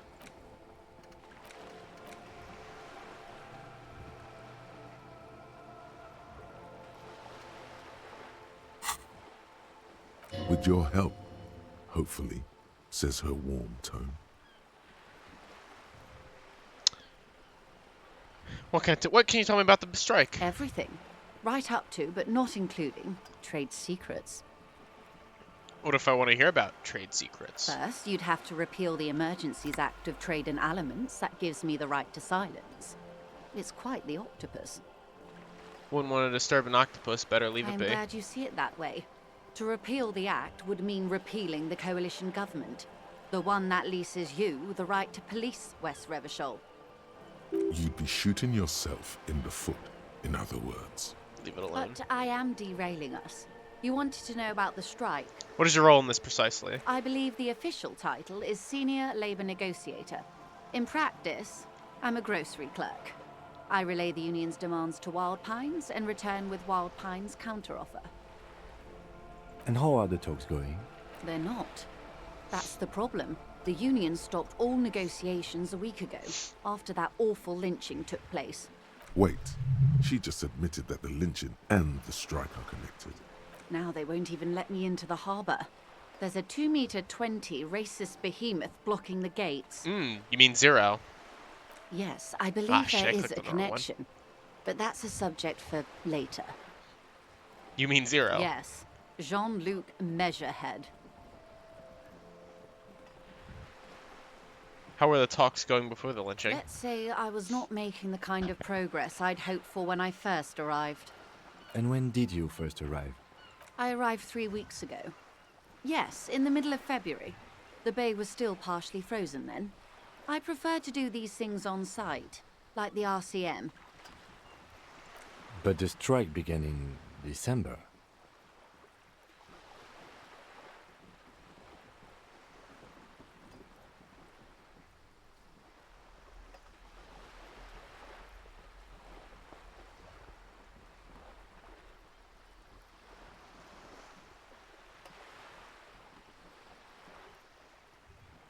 I wasn't the original negotiator here. I took over after Mr. Gaumont hit a wall with Mr. Clare, the union boss. Mr. Clare refused to speak with Gaumont despite concessions he'd granted the union in prior negotiations. I won't use my dad talk to not get you to use those sorts of jokes. Those sort of jokes? Me? Am I the raunchiest member of the bunker? Oh, Hewson. Okay. Okay. This isn't I the first thought time Adrian the was union talking has about the been on bunker. strike. Heavens no. There have been 2 prior strikes. Both times the union won significant concessions, including overtime pay and a medical plan. This time their demands are more, I guess you could say, aggressive. Wait. Mr. Clare refused to speak with Gaumont despite concessions. What happened to this Gaumont? Mr. Clare told him to, how did he put it? Fuck off, midget. Wow. Gaumont is short of stature, you see. Not cool. Keep in mind, this is a negotiator Mr. Clare has worked with before, and who was more than fair with him and the union. The union's kind of pricks. What are the demands? There are leaflets everywhere, and banners. What did they say again? Oh yes, every worker, a member of the board. Most of the workers probably don't know what that means. Seems like they have no idea about business. In its defense, another said, demand democracy. Pretty tame stuff compared to every worker, a member of the board. What does it even mean? It's quite simple, you see. Every time the Wild Pines group makes a decision, about what? About anything really, it needs the signature of each of the 2,200 workers in its Martinez terminal. Just so you understand, this is but one of 22 terminals owned by Wild Pines. Essentially, not only are they kings of the company, they are also kings of the 72,000 employees of Wild Pines Group. It's pretty funny, I have to admit. They're having a blast. But how can they afford it? After 4 months, my assumption was they would prefer a more practical solution. What are you going to do? I'm not sure. Naturally, I assumed that was just their opening position, a hard-nosed tactic with a side of mockery. But there's been no follow-up, just the same nonsensical slogan repeated over and over again. And now, people are getting lynched, I hear. Behind the whirling in rags. A disastrous situation if there ever was one. Excuse me, from whom did you hear about this lynching? I first heard it from the boyar at the gates. The one whose very name advertises his aversion to work. I think he said it was, call me Manyana. This checks out. The scabs of the gate, did you put them there? The scabs? You mean the huddled masses of Jamrock, come to plead for work where the union refuses to? Don't let her answer it herself. Let's call them strikebreakers. You put them there, right? If these strikebreakers were organized by Wild Pines or its affiliates, then it would be a company secret. I could not share it with you. Not yet, at least. It's implied. She's open to discussing this matter with you at a later occasion. What do you think of Evrart? Evrart Clare is a man of the utmost integrity. If you can say one thing about him, it's that he always puts the interests of the workers first. Really? Of course not. Evrart is fantastically corrupt. I imagine he has a thick, viscous goo where you and I have blood. If you were to prick it with something sharp, you could see it oozing out. A knife, maybe? No, a rapier. You sound like you're about to take a rapier to him. Oh, heavens, no. We get along just fine. Yet, now that you mention it, I can't stop imagining that black treacle just dribbling down his double chin. Joyce is pretty cool, not gonna lie. Yeah, she is really cool. It's weird because I feel like there's another layer to her that like makes her much more or much less like good than she comes off as being. That's Evrart, all right. He is the most corrupt individual I have ever seen, and I deal with men like him for a living. If there is anyone more venal, more irredeemably nepotistic, then it's his twin brother, Edgar. Wait, there are two of him? Yes. Edgar looks exactly like his brother, except for that lazy eye. He also talks exactly like Evrart does, and when one's term as foreman is up, the other takes over.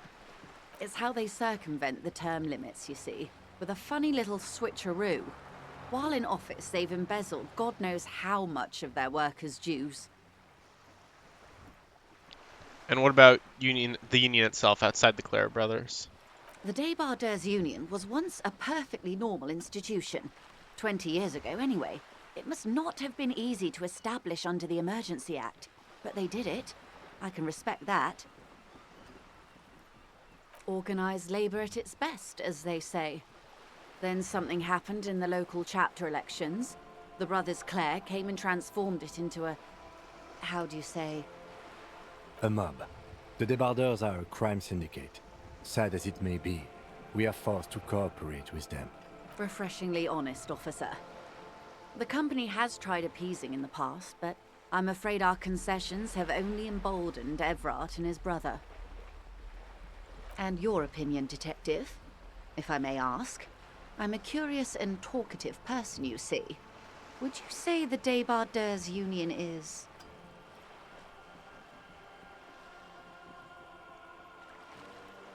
Oh, giant leech suck. It's definitely not an advocate for the rights of the local working men. Basically a socialist mob. Thank you for being candid. Sadly, Wild Pines have cooperated with what amounts to a crime syndicate for 2 decades. However much you feed the wolf always hungers. One more thing, you said something happened in the elections? I'm glad you asked. There was a woman, the previous forewoman of the Union. She disappeared. Disappeared? Yes. On the last day of the local chapter elections, her daughter phoned in and said she wasn't running anymore, or coming to work. Ever. End of story. This forewoman, her name? This forewoman, her name? Sadly, the company records do not even give a name. She's just forewoman in private correspondence, Holly. I don't even know if it's a sir or given name, and I don't have access to the union's files. Some kind of extortion, probably. Indeed. The company suspects foul play, but there's nothing they could do. It was a union matter. The point of the presentation is, these kinds of things happen around the Clares. Watch out when you're dealing with him. Thank you for your concern, ma'am. We'll be just fine. That's all I need here. Let's change the topic. Of course. How else can I help? We'll get the lowdown on reality last. By the way, I've talked to Evrart, Claire. You have? And how did you like Mr. Clare? I didn't. Oh, come on now. He has his uses. How else would he have stayed in power all these years? Or wait, actually, corruption. That's how he's done it. Fantastic, worm-like corruption, reaching into the bowels of the earth. The position of my unusual colleague does not reflect official policy. I hope you understand. The RCM does not pick sides. Of course. And I don't expect you to share anything he told you with me. I'm not a corrupt worm myself. However, how could I stop you? Are we not human? Are we not curious to hear another person's take? It's only natural. We would only be gossiping. Intellectually speaking, it would be quite interesting to hear what she has to say about these things. Oh, I know this line too. I didn't get to do this line my first playthrough. I kind of want to do it this time.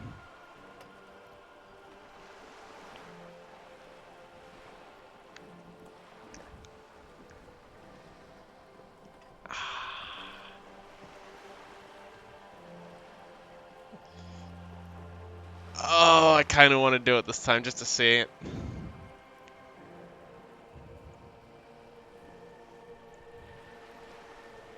We'll see if we can come back to it. I'd rather talk about something else for now. Of course, Detective. Until then, is there anything I can help you with? That's all for now. Of course, Detective. Hang on. Let's save. Quick save. Just in case this is catastrophic. I don't know how bad this is going to be. We've talked to Evrart. Even asking you anything.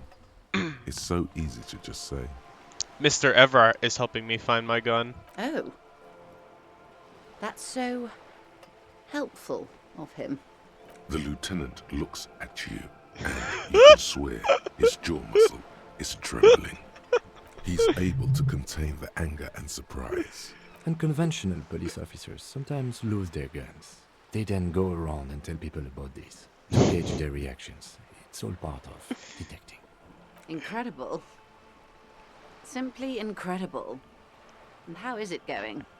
Has this detecting produced a gun? Mr. Evrart is helping me find my gun. Yes. As you said. Please, don't get him in a loop. If he gets in a loop, it will last forever. Ask him to say something else, please. That's wrong. You don't get into loops. I've never gotten in a loop Totally before. slanderous.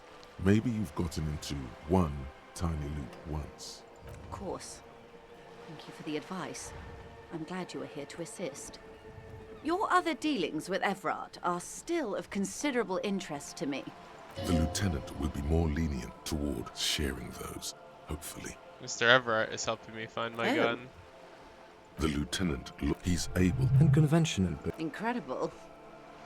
Okay, I guess is that all of it? Mr. Evrart is helping me find my gun. please don't get him. That's wrong. Totally Of course. The lieutenant will be more lenient toward sharing those. We're going back in time. I just wanted to see what would happen.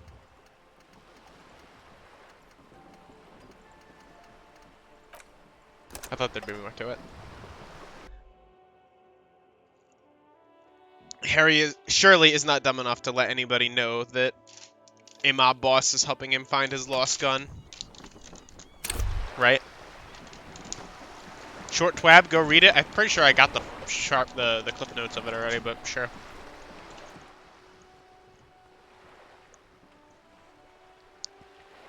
Actually, hang on.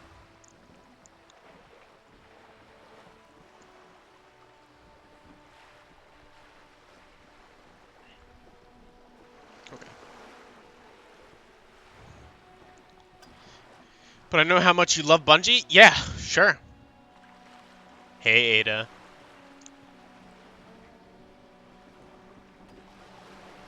Huh, Warlocks don't have a chance this year.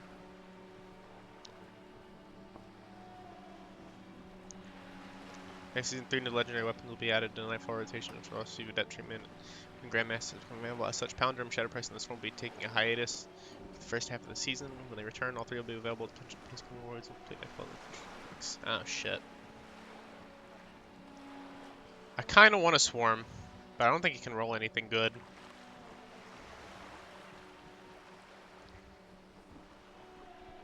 Armor Synthesis and Guardian Appearance. I'm pretty sure I got the flash notes of this from Exo earlier. If the enemies are in Synstrand, open Synstrand, yeah, blah, blah, blah, blah.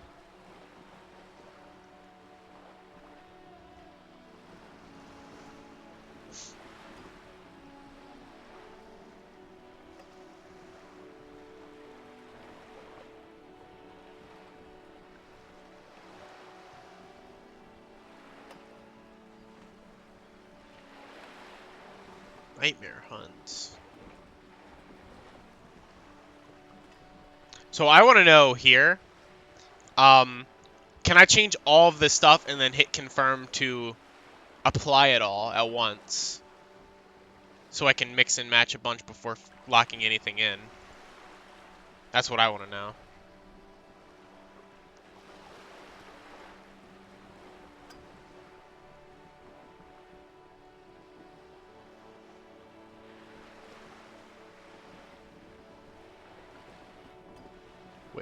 There will also be a few exceptions at launch for Year 1 armor ornaments due to technical constraints. We are currently working on a solution for a future season. These exceptions include...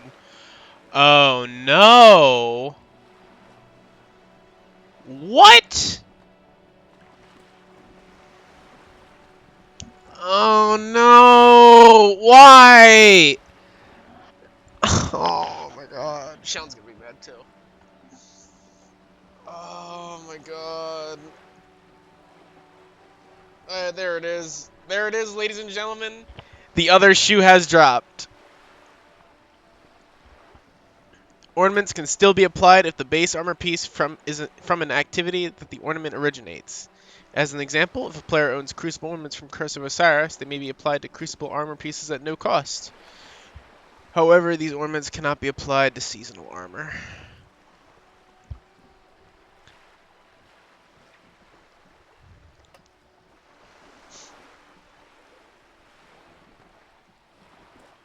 The glows will not be supported.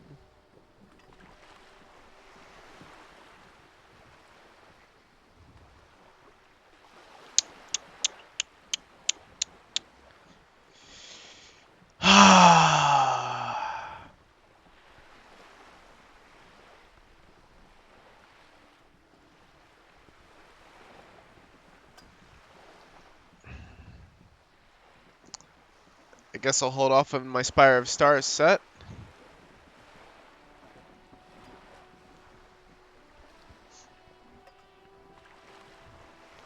That's so annoying, dude. Sean's gonna be super mad too because he definitely wanted that Iron Banner set. And I can't wear my future War Cold armor. Okay. Well, I knew something about this was gonna be shit. I guess that's it.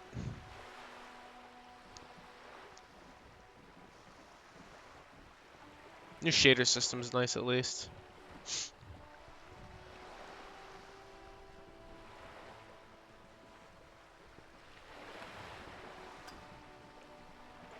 Alright, back to the fun game. Wow, you work hard. I do? Oh, yes. You hustle. You're a provider. It's tough out there, but you keep it real and provide. What hard work do I do exactly? Look at yourself. You're a human pedometer.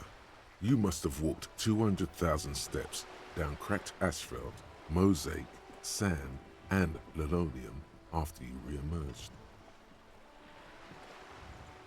That is the sign of a hustler who never gives up. The world is harsh and people are evil. You didn't make it that way, and you won't let it break you. You ride. Yeah, I ride a little. A little. You make money. You got gills, baby. Got those black papers with the faces of the innocents on them. You bring in the Franco Negros and the Solas. Can you say that? It ain't easy, but you do it. Day in and day out. You didn't make the rules, but you won't lose. You're a cop, and a sprinter, and a money printer. Oh yeah. Oh, and then there's pawning stuff off to that suspicious Roy guy. Yeah, you're in the sales business. Shake 'em for shit, and then pawn it off. Law officer style. I guess I've made some gills, sure. Sure. And has it been easy? Is life easy? Have you not gone into cardiac arrest? Are you not about to have an anxiety attack or shoot yourself in the mouth? Never. I would never do that. But you still hustle 24/7, ride or die. Now, ask yourself, are you rich? No, I'm actually not. That's right. You work harder than anyone. You almost rode yourself to the grave, and you're still practically a hobo. Why is that? I don't know. Why am I so poor? Because of the taxes.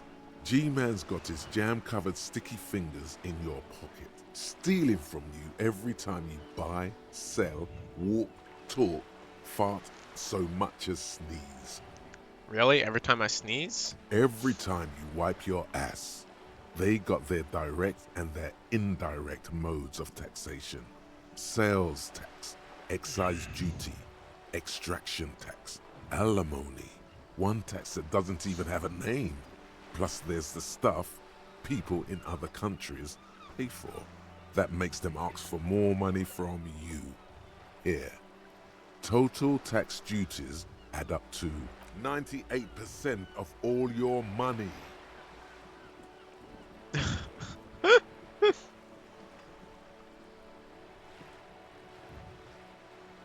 Are you sure? That seems like a pretty big number. What are you not sure about? They're milking your nipples till they bleed. Can't you see? Aren't you sick and tired of having bloody nipples? Bleeding nipples are kind of a pain, but how will deregulation help with that? It's all about the tax issue, hustler. No other problem in the world is as pressing as top marginal tax rates. And don't you fucking forget it.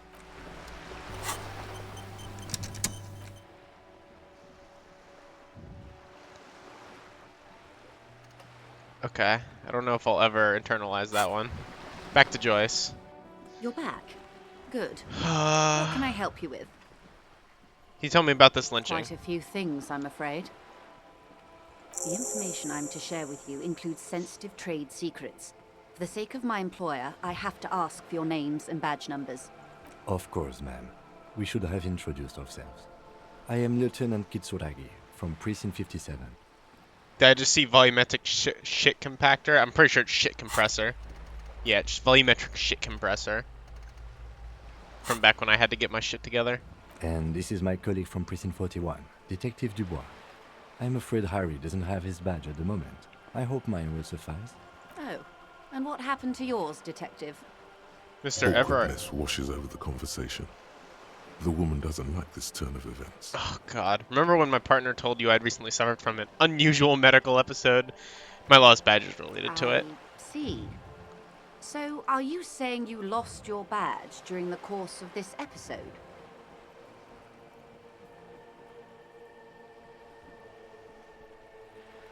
I could have eaten it for all I know. I don't remember anything. This world, the city, nothing. Oh, dear.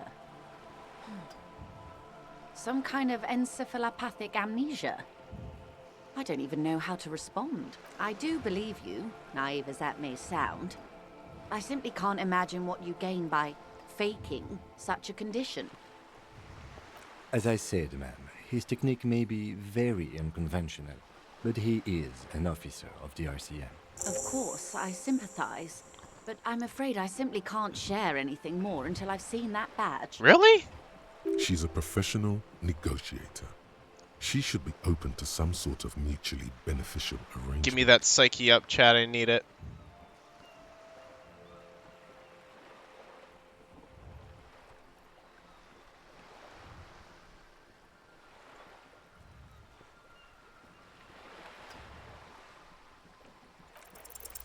She's a negotiator. Just float a favor at her. Insinuate. So there's some other way to demonstrate our law enforcement credentials. I will be frank with you. Perhaps if I I'm show you going to my break gun. protocol, I need to be able to justify it to my superiors. They're going to want to see something very tangible. It never actually lets me hit vote. You have to vote to add one and then vote to take one down.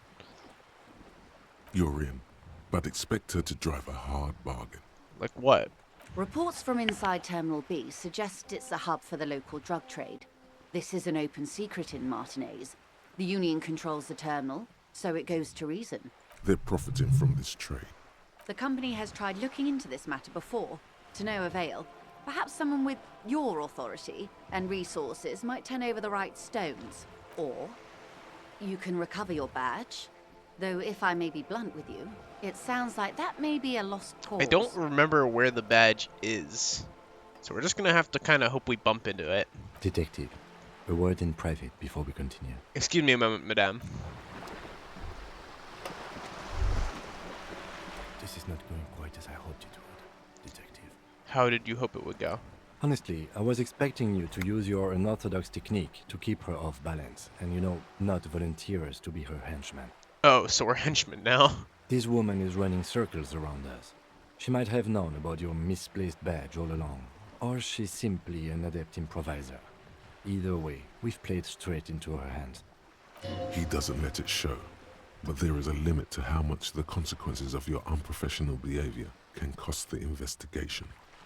What do you propose? That we don't investigate the drug trafficking? No. If there is reasonable suspicion, we must investigate. Otherwise, she could claim we're siding with the Union, or that we are on their take. We'd never hear the end of it. What I propose is, we ask her, then we investigate, briefly. But do not share the outcome of this investigation with her. We tell her it's done, and demand for her information on the lynching. We could just, find my badge. Oh, that would be fantastic, but do we have the time? The world is large, and your badge is 8 by 6 centimeters. The situation might have changed drastically by the time you locate it. Time is of the essence. You could request a new one from your station, but that would literally take months. Let's get back to her then. Shadows on the water, green plants under the calm surface. You're back. Good. What can I help you with? Okay, tell me about the alleged drug trafficking. It's quite straightforward. Someone is using Terminal B to smuggle raw ingredients from the Samarin Isla into Revachol with the Union's blessing. Wild Pines has suspected it for years. Ingredients for what? Meth and dextroamphetamine, GBL and various synthetic psychedelics. Honestly, it might be quicker to say what you can't make from the stuff. Let me get this straight. The materials come from Samara to Revachol through the terminal? Yes. After they clear the terminal, we lose track. The actual production is taking place at various sites in and around Jamrock Quarter, north of here. Wild Pine seems to be well apprised of the local drug trade, man. Do you mean to say the Union also produces the product? Sells drugs, I mean? We're in logistics. It's our business to know. And no. As far as the company knows, the Union does not produce it. They transport the ingredients for a cut. And you want us to investigate? Yes, but you won't get anything out of Evrart and the Dock Workers Union. Still, every chain has its weak link. The handoff. The motor lorries at the roundabout. The lorries? Precisely. Someone needs to move the ingredients from the harbour into the city. Once they reach Jamrock, they're distributed to a network of local manufacturers well beyond our grasp. But in transit, they are vulnerable. How convenient that they're stranded like beached whales at that roundabout. Perhaps you've noticed that a number of lorries are tangled in a traffic jam at the roundabout just now. Interview the drivers who are still hanging about. One of them might be waiting for a crucial shipment. I hope Tommy irises are isn't caught up in this. Like the river Esperance in bright daylight, upstream where it's clearer. I'll be explicit. If you find this driver, I will share company secrets with you.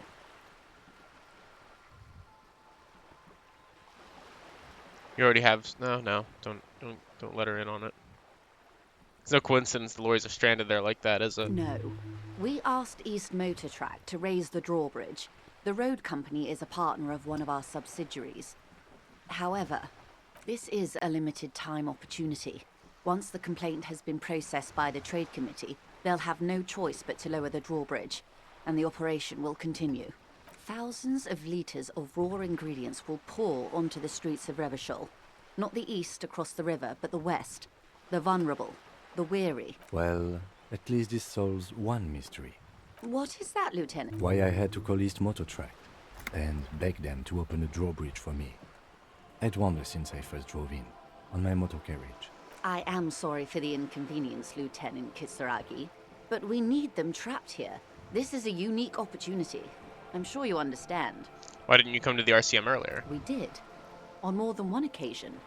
Apparently, there's some sort of inter-precinct disagreement about whose jurisdiction this area falls under. We know the company has launched its own probe into the Union's alleged involvement. We also know it's come up empty. It's not just the RCM. No one's been able to find any hard evidence. Well, here's your chance, officers. What proof do you have that the Union's involved? How do you think they're financing this strike? There are thousands of unpaid dock workers going strong for the 4th month straight. There was a shakedown of local businesses preceding the strike. Many were squeezed to bankruptcy to fund it. With all due respect to these desert cacti, the contents of a few cash registers cannot provide for 2,000 men. The local businesses can scarcely provide for themselves. So you think the strike is being funded with source ingredients for drugs? Precisely. Smuggled out of that very gate at night, most likely, then loaded onto lorries and driven to Jamrock. You simply need to find one driver who will open up to you. We already had some suspicions that one of the drivers was put. No, I don't want to say that. I made up my mind about the smuggling investigation. Yes? We'll take the case, probe the driver, see what it yields. Excellent. According to my reports, there are at least 3 lorry drivers lingering near the roundabout. Hopefully one of them will know something. It may come to nothing, or it may just blow the case wide open. I can keep the drawbridge up for a few more days at least. You should have the time you need. In the meantime, let me know if there's any other way I may be of assistance. Do you know anything about these photos? The man who Or these was killed. tattoos? I'm afraid this is a discussion for once we've cleared the lynching question. So you know something about the tattoos? Better not tie the forestay to the backstay on this. I hope there is something else I can help you with. She wants to answer the question. Protocol keeps her from it. You seem smart. I need someone to give me a lowdown on this reality we're in. This reality? It's related to the medical episode. I have trouble remembering even the most basic terms of reality. Ah, yes. The episode. Sounds like an acute case of encephalopathy, now that I think of it. Don't be phased, madame. He functions perfectly well. He only needs a lowdown on all of reality. We may be here a while then. Ask away, officer. I'll help however I can. All right, we're in. I know these all look good, but begin with the first, okay? Where are we? We're in Martinez, baby. Baby? A casual term of endearment popular among the 50-plus crowd. It's a disco holdover, pay it no heed. I'm a disco holdover myself. Aren't we all? She refers to your corresponding ages. And what's the Martinez? Martinez is a district of Reverchol. You got your pen and paper out, chat? Tucked away near the industrial harbour. You will be quizzed on North this of the later. 881 and Jamrock. You would be excused for not knowing about it. Unimportant, they say. Forgotten, even. Shelled to smithereens during the Revolution. It has its charms, just not this time of year. Tell me more about Martinez. I'm not a good ambassador. I've only been here once before, as a teenager. Not a lot has changed. There are ruins, a terminal, fishing boats, reeds, boys with boxy shoulders. This place used to be a province, a workers' resort before the city swallowed it and the artillery did its work. The reeds are the real star of the show here now. The further down the coast, the wilder it gets. You mentioned a sea. What sea is this? It's not really a sea, it's the Bay of Reverchol. And the bay feeds into the ocean. Are we near the ocean? Yes. We're on an island in an ocean, the world's largest body of water, the Insulindic. Known to the early Revercholians as Les Immensités Bleues, the blue immensities. Vast, lukewarm, and unknowable, flowing in and out of sight. What's the name of this island? Caillou. Imagine a pebble. Oh no. A smoothed over pebble amidst a great blue sea, misshapen, cracked. The cracks are the river Esperance. We're in the delta of this river, on the 6th branch, the Martinez distributary. It is clear this pebble is of enormous value to her, and to humanity at large.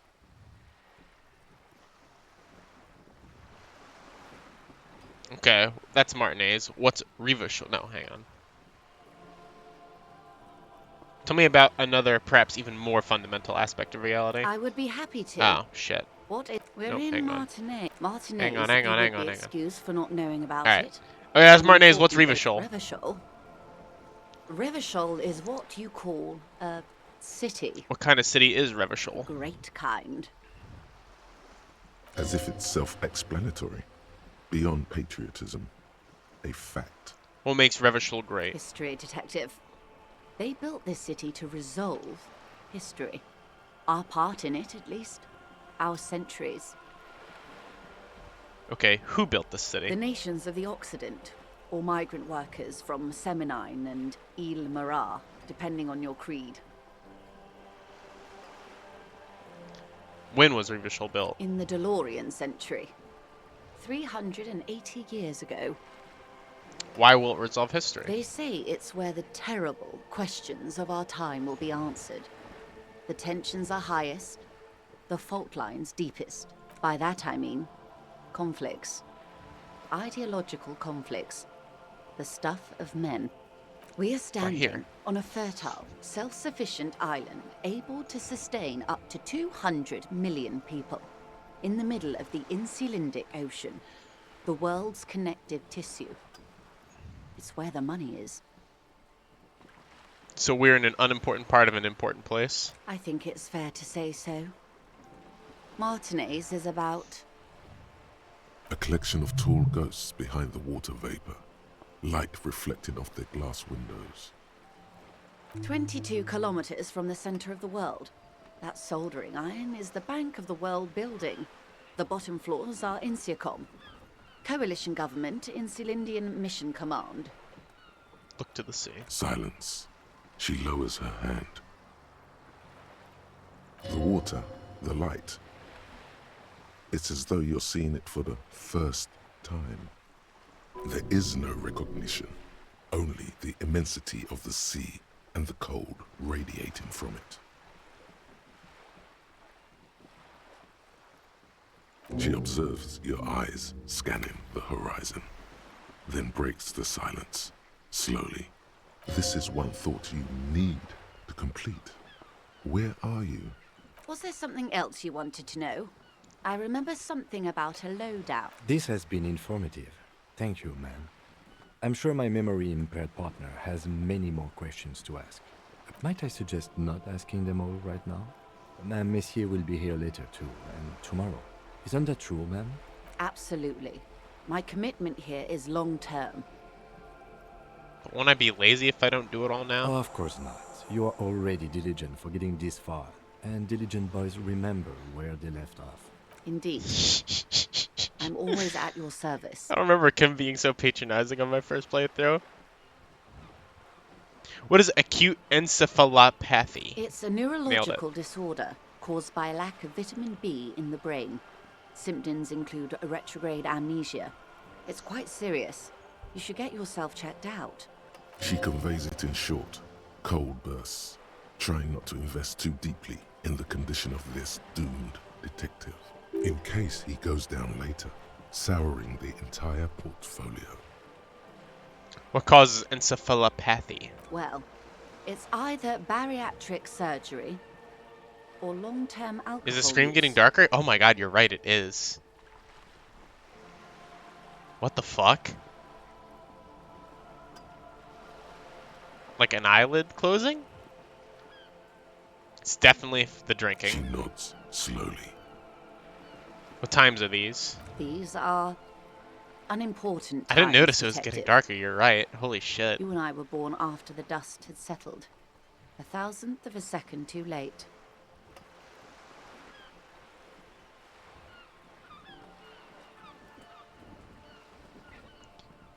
Too late for what?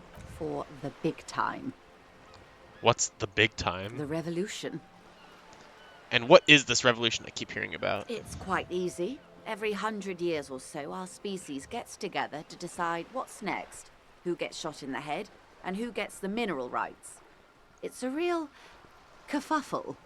Would you say it was a bunch of apes duking it out? Why, of course. We're talking Duke Out Central. Full swing intraspecies warfare. And the apes, were they evil? No. I would say the apes were neutral. Okay, neutral. On the other hand,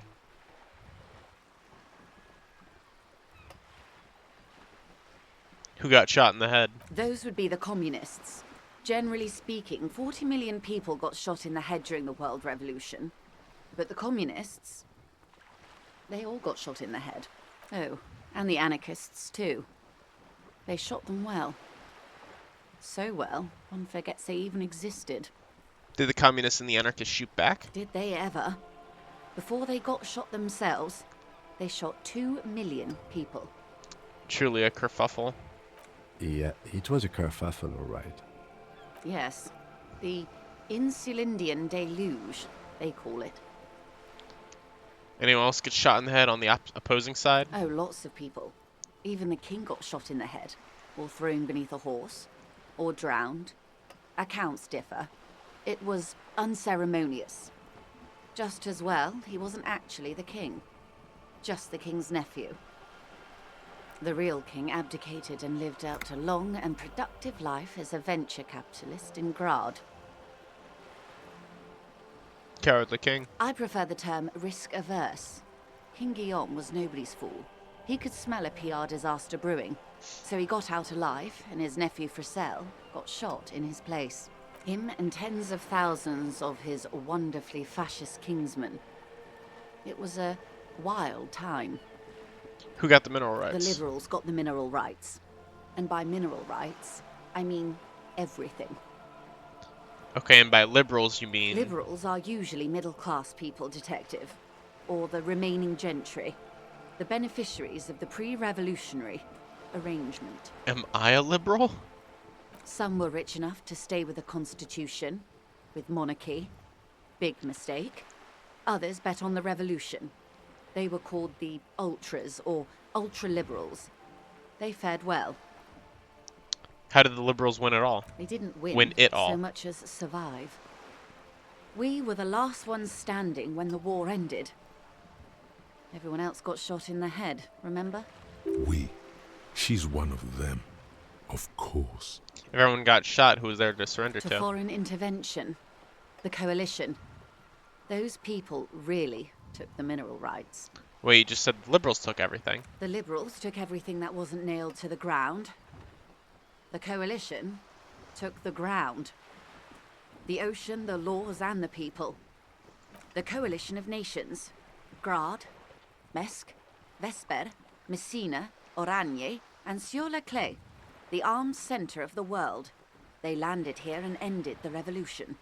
It was the moralist thing to do.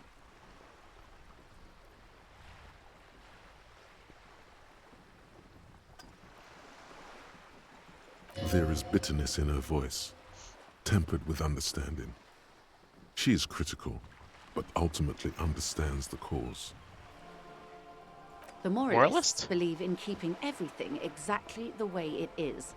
They believe in mineral rights, and not shooting people in the head. At least not in the same manner and volume as the others do. They are the long-standing provisional rulers of Revachol now, the coalition government. This is their zone of control. They embolden the RCM with crumbs of the same law they took. Technically speaking, you are a moralist. The color of moralism is blue. The official motto of Moral Intern, or Moralist International, is a blue forget-me-not, a piece of grey sky. Unofficial. For a moment, there was hope.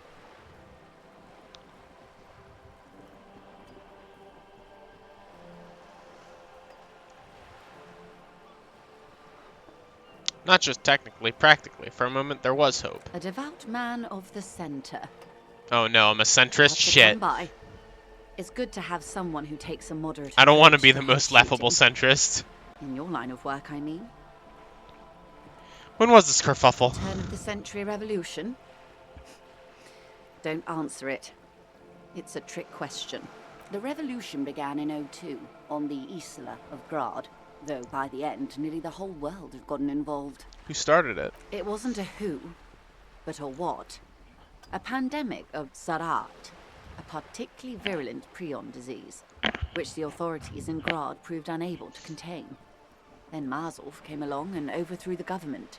What did the Zarat do? It made people overthrow their governments. Wow, really? Of course not. It was a highly infectious microorganism that destroyed brain tissue. The actual causes of the revolution were material. The pandemic only provided the spark.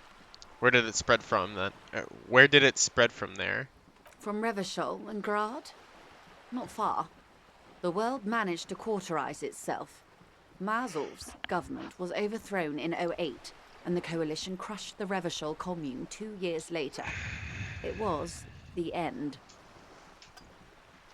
What Why? came next? You and I, officer. Our lives in the zone of control. Something tells you her life and yours are not that similar. Maybe it's because she has a boat and you have that necktie? A pair of pants? Our lives are very different from each other. No doubt. But we share the same time and position on the planet's crust. That counts for more than you think. What is the zone of control? A city-state divided into free market zones under the everlasting interregnum of the Coalition of Nations. And you, of course, the citizens' militia. The clatter of typewriter keys fills the main hall of the reappropriated silk mill. Precinct 41. Chad Tilbrook presses enter. Outside, Officer Elfboy Williams slams the door of an armored motor carriage. The zone of control is the third incarnation of Revachol, after the failure of the suzerain and the commune. What happened in the rest of the world? Modernity. They developed the marvels of the inter-easlary communication, telematic milieus, radiation, colored plastics. Meanwhile, in Revachol West, the aftermath continues for the 5th decade. 51 minus 8 equals 43. You're saying it's been like this for 43 years? Time flies. What have we been doing all that time? The 20s saw a decade of urban war, west of the river leveled, offshore platforms in flames. Still, it's regarded as an improvement on what came before. '08 to 19 was simply hell. And after that? The 30s? Things settled down in the 30s. Revachol East transformed itself into the world's largest tax haven, with the international community's blessing. For the first time in a long time, it seemed like things were going somewhere. Then you happened.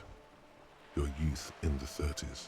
That's when they discovered disco. Yes, and quantitative easing.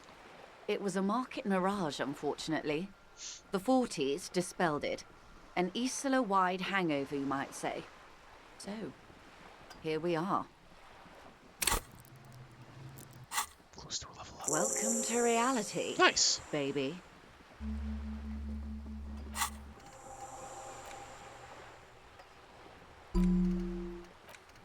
So what is this? Revachol Special Administration Region KU.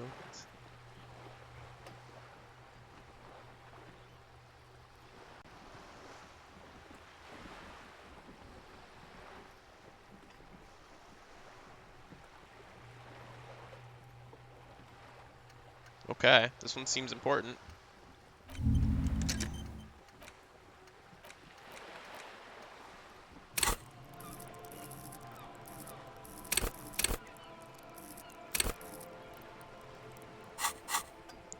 For her to be where she is, Wild Pines Group must have picked the right side.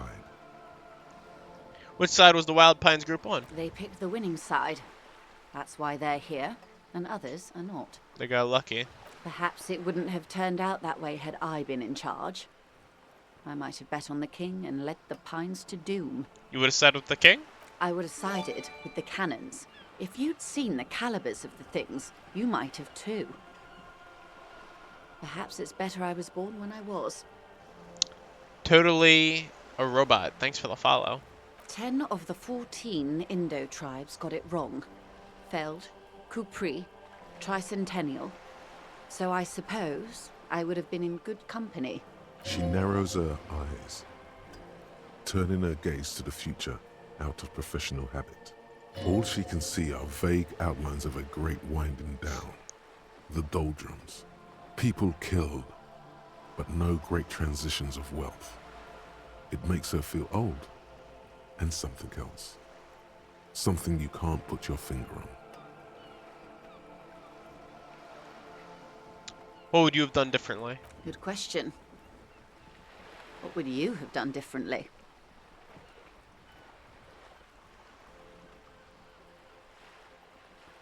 400 million if that's what it took.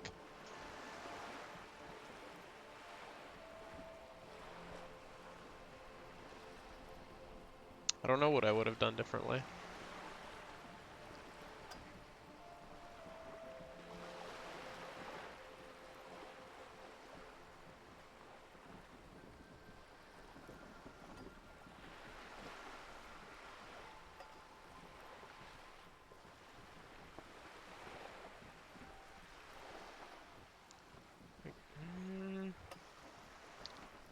I would have sought a medical solution. So a quarter of humanity simply lost their minds. I don't really agree and with how the... would you stop a prion? A complex folding protein. Did she say it was a unlife, prion? Fuck. With the technology 50 years ago.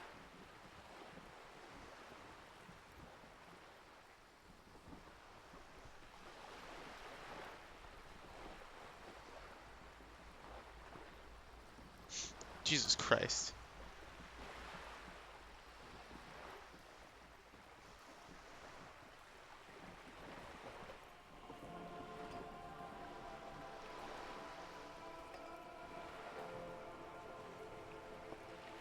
I mean, maybe.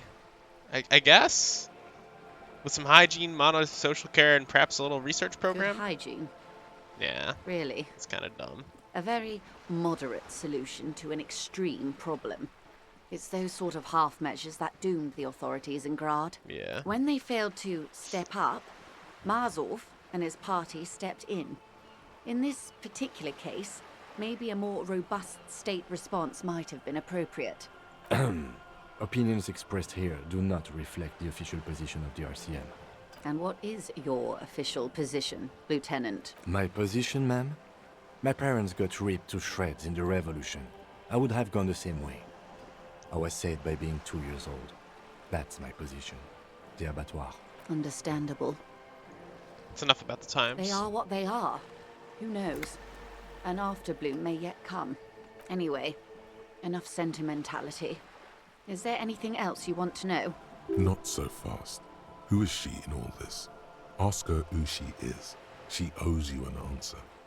I want to know what you are. She won't maneuver her way out of this one. What are you? I am the vilest of the vile. A traitor. A devourer of nations and infants. I am an ultra. She raises the corner of her mouth, smirking, revealing a canine. Dios mio, draw across a liberal. I don't understand. What's so vile about that? Haven't you heard? I am a nether creature of the Forbidden Swamp. One of those who pushed the king under a shit wagon and betrayed the revolution. I can see you thought I'd gone extinct. No sane person identifies as an ultra-liberal anymore. Not in broad daylight. You're a centrist at heart. A real Don't moralist. call me that. Tell me, now that I've uncoiled myself, do you find me frightening? In her green eyes you see a mixture of truth and self-satire. Decades of guilt and pride.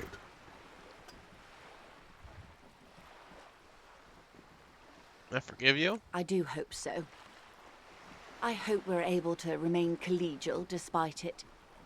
Remember, we were partners, whether you like to admit it or not. When the dust settled, the Liberals were the only ones left to clean up the mess. By virtue of their survival, they were handed enormous power to shape the future. This was all our last generation managed. Would you have done something differently? With due respect to our overlords, the eternal caretaker government that keeps Martinaise a monument to the efficacy of its artillery, I would not have relinquished sovereignty to the coalition. Not here in Martinaise, and not in the Stella Maris or Delta Beachheads either. If not for my own sake. She realizes her small, cold fists are clenched. She loosens them. Then for my daughters. We had an obligation to defend our sovereignty. We should have burned the whole Isla down rather than let them have it. Dark orange flames reflect in her green eyes. An oil fire on the ocean. You're a patriot? Yes, I suppose I am. But I wouldn't be a patriot anywhere but here. Seditious talk, man. You have daughters? Yes. Whatever else I am, I'm also a mother and a wife. Now, shall we return to reality? Oh wow, my conceptualization is a little weak. 6 kilometers southwest, in the Valley of Dogs, Junior Officer Chad Tilbrook takes aim at a rabid black dog licking its wounds in the grass. To his left, his partner, Emil Mullins, whispers, "You heard what happened to Tequila Sunset in Martinez?" "Yes, he lost his mind," Tilbrook answers, fingers on the trigger. "Don't worry, Emil." He pulls it out slowly. Slowly now. He'll find it again. We always do. What am I? You? You're an officer of the RCM. The Revachol Citizens Militia? Preciso mundo. Good, and what is the Revachol Citizens Militia? Nothing more nor less than the de facto law enforcement body of post-revolutionary Revachol, Detective. Yes, we are the Revachol Citizens Militia. Are we? We are. Alright. You said de facto? Yes. That means not de jure. The RCM acts in what is poetically called the twilight of international law, both at the behest of the coalition government and to its chagrin.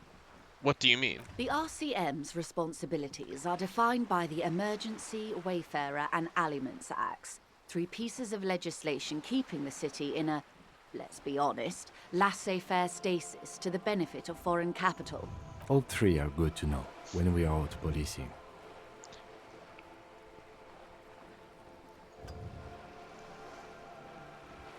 I'm basically a thrall to foreign interests? There's nothing basic about your role, Detective.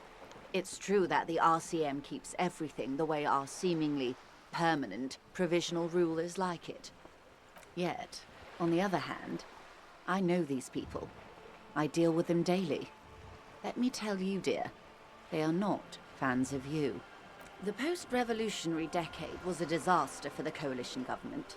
Revachol in the 20s was hell, especially on the west side of the river. Gang warfare, a botched privatization scheme, a nuclear pile meltdown. They called it the international zone because no nation wanted to claim responsibility. The RCM restored peace where the coalition failed. A true blue citizens' initiative. They will never forgive you. That's somewhat of an exaggeration. In reality, ours is a mutually beneficial arrangement. Revacholians get to keep the peace in Revachol, and the coalition doesn't have to worry about it. Anyway, sorry to intrude. Please continue. Yes, Lieutenant.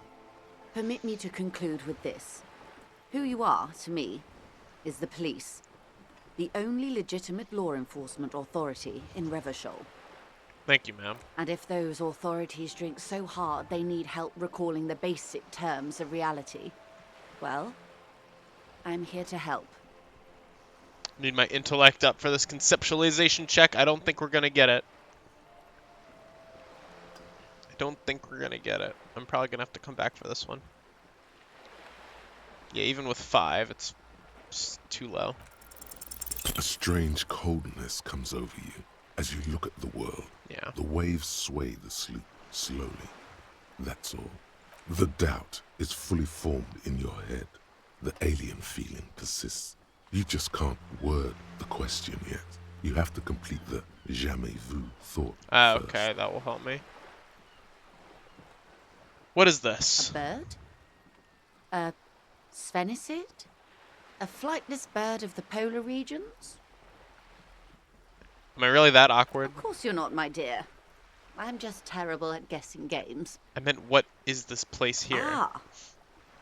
This is the pier of Rue de Saint-Ghislaine, 33A, where the tenants have been kind enough to rent me a slot, or 2. What is Rue de Saint-Ghislaine 33A? A pre-revolutionary tenement. Old buildings At least we get with XP for tenants, this. you see. And new buildings, bâtiments. After les bâtiments nouveaux. But 33A and 33B are not nouveaux. They're old. This one used to be 8 to 10 stories tall. a real high-rise by the standards of the last century. Built to mirror the skyscrapers across the bay in the Delta. That was before the war, of course. Who lived in them? Mostly the urban middle class, I believe.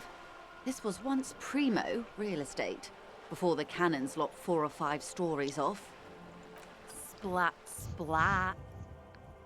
From a dilapidated balcony, a young girl in odd clothes gives Joyce the evil eye, a red paintbrush held to her throat. You could be wrong, but from here it appears as if she's running the brush across her throat in a soaring motion. Wonderful.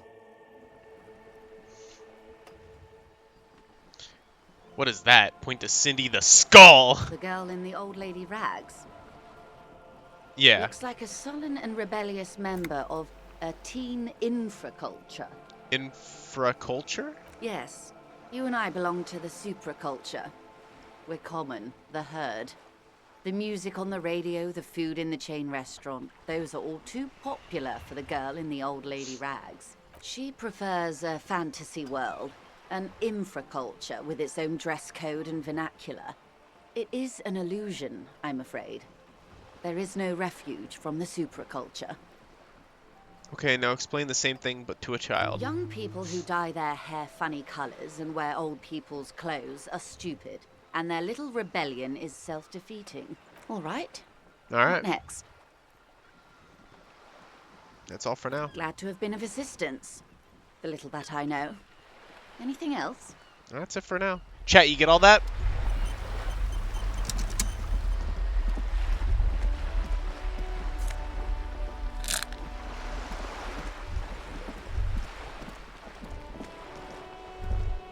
A sturdy metal door guards the southwest entrance to the apartment building. It's locked. The door rattles against your knuckles, but there's no response. The door rattles again, but this time you hear an elderly woman's voice calling out from inside. Stop banging on the door! I'm not letting any more strangers inside. Hold on, who am I speaking Doesn't to? matter who I am. Now go on, get out of here. From within comes the faint sound of a broom sweeping across the concrete floor. This is the police. Open the door. The police? Everyone knows the police don't come round here. But I'm not joking. No, I already told you. I won't be responsible for any more strangers getting into the building. Go check the backyard door. Maybe someone there will. Backyard door? There must be another entrance to the east. Kim, tell her we're real policemen. Madame, I assure you, we are real police officers. There is no reply. Just faint, sweeping sounds. Damn. Alright.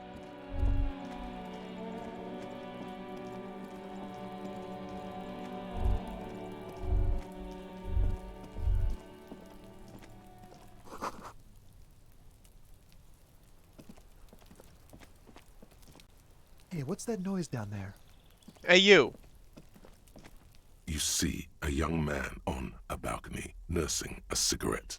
His eyes have been following you for a while. Not looking for any trouble, officer.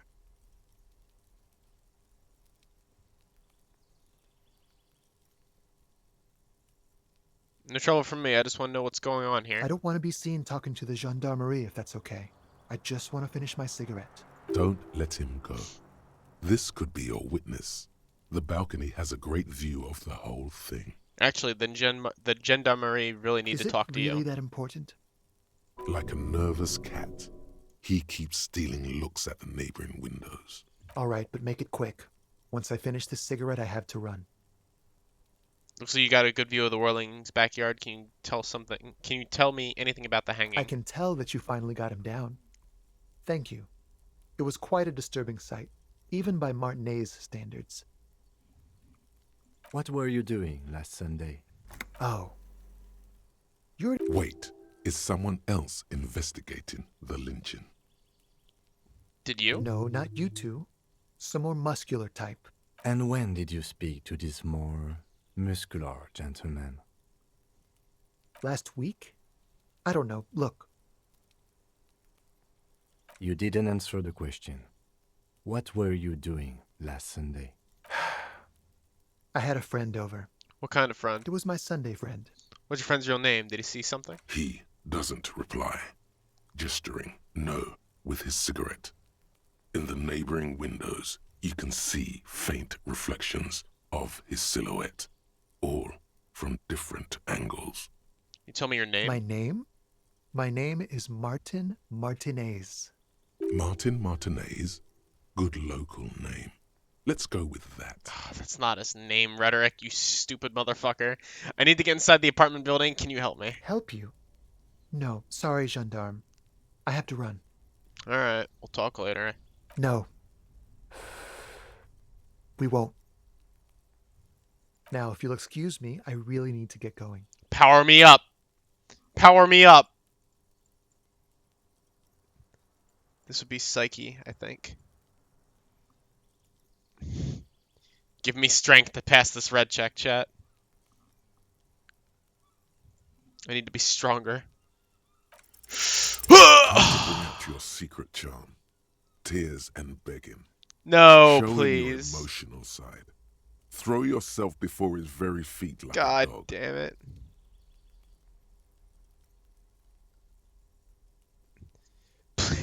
Please don't go. I'll stop drinking. I'll take the trash out. Just please don't leave me. Trash? Please don't go. I'll even stop smoking inside. Listen, I really have to go.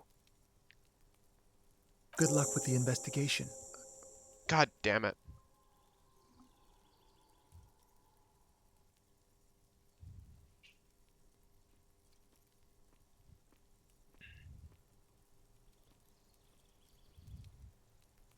He's gone.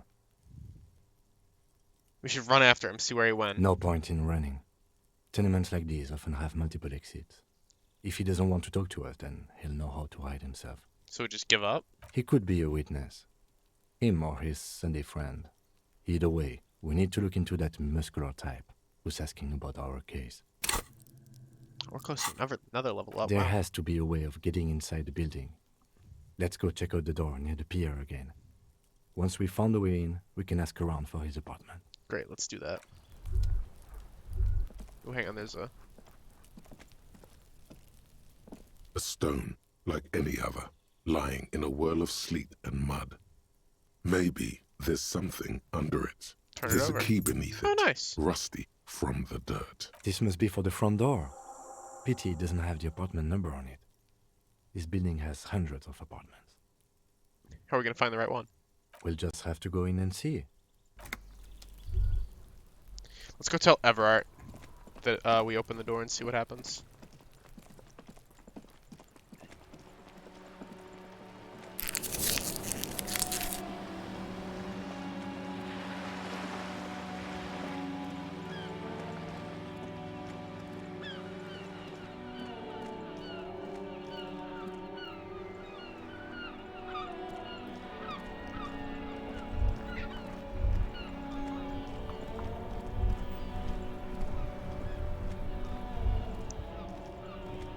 Oh shit, what are these guys doing? Have you no shame? Whining about your back every time you bring out the measuring tape. René, you're a man with a fork in a world of soup. Please. Ooh, the line. Let's just try to enjoy the game, alright? I'm trying to, but you keep breaking my concentration. You're old. I can see that. We're both old. Now stop grabbing your ass like it's a girl. Better observe them first. See? Your munching and complaining have ruined my concentration. Could the objective of the game be to throw the metal ball so it lands by the wooden ball? Ah, mon Dieu. The pain in my back is unbearable. I can't even say if it's in my back or hip anymore. Feels like it's in both. I hope you pass out from it. You goddamn jellyfish. Men like you are the reason this nation is sinking. Trying to throw something as close to a predetermined point as possible. Measuring. This must be the age-old game of petanque. Grab the ball and show him how it's done. Are you kidding me? Fucking come on!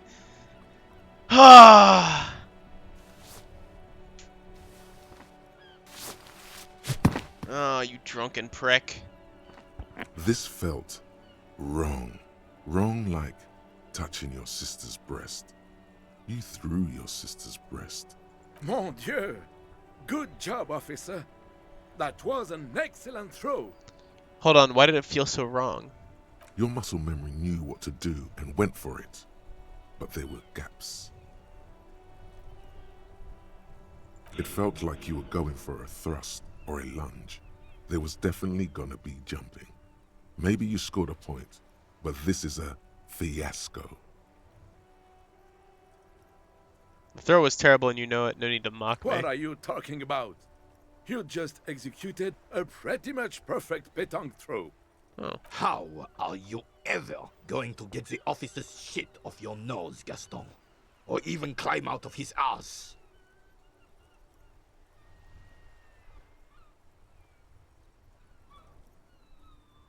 Perfect throw? Well, I still feel defeated. Probably because those rooster pants are squeezing you senseless.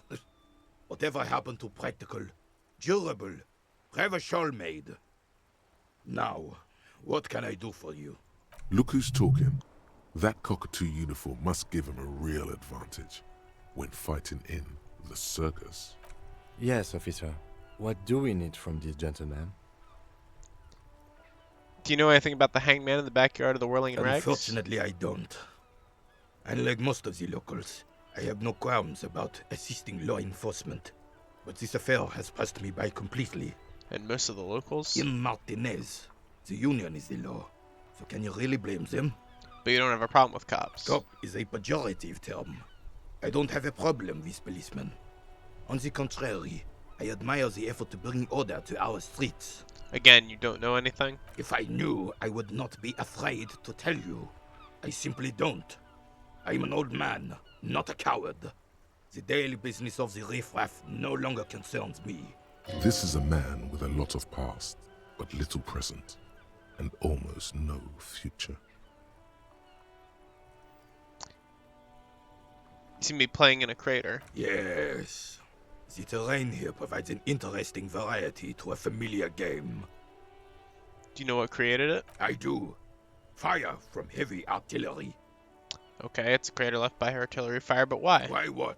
Why was the artillery used? Because that's what happens when communards hijack your country, execute your supreme leadership, and turn your capital into a slaughterhouse. You use heavy ordnance to clean up your home. Did you use artillery fire against them? Sadly, no. It was the foreigners who brought them to their knees. We fought valiantly. Too valiantly. So valiantly we got licked. Should have fought dirty, like they did with their suicide sex cult propaganda and mad anarchist women strapped to shrapnel bombs.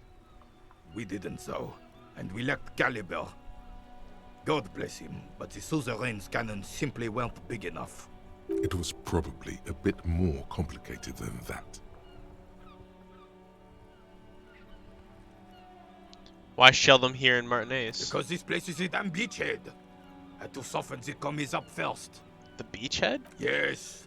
The military coordinated amphibious landing to take back Revachol. Martinez was used as one of the 3 footholds in Revachol during Operation Deathblow in 08. The other 2 are off in Stella Maris and the Delta. Sounds grim. This here is Blood Ground, where coalition boots first made landfall and cleaned those rabid dogs out. Most likely, we're playing pétanque on their mangled corpses. Blood ground. You got all René going there. Like he isn't hungry enough already. The coalition? Mm-hmm. Don't get me wrong, officer. I hate those foreign dogs, but the enemy of my enemy and all that. They're the lesser evil. Is that why everything's so bombed out? Damn right, son. They laid the fire of hell on the city before they stormed it. And it worked, too. The rest of the city got cleaned up, but Martinez they keep as a monument. And now the Union Socialists are practically running the place. Well, it's your own damn fault.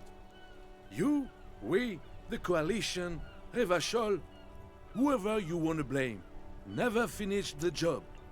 Officially, the party never surrendered. Of course they still all influence. You don't even begin to truly understand the players at the table, let alone the specific circumstances surrounding the... What do you think? Thinking men have opinions on these things. Present one.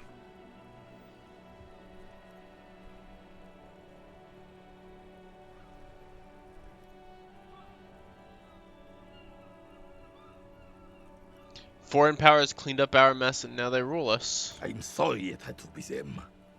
After 8 years of fighting those hyenas, boiling cats for food and drinking piss in the mountains, I would have preferred if the Right Honorable King Guillaume returned through Revachol, or even if that damn clan Frisel had risen from the grave and led us.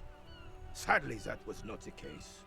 This royal failure weighs heavily on him.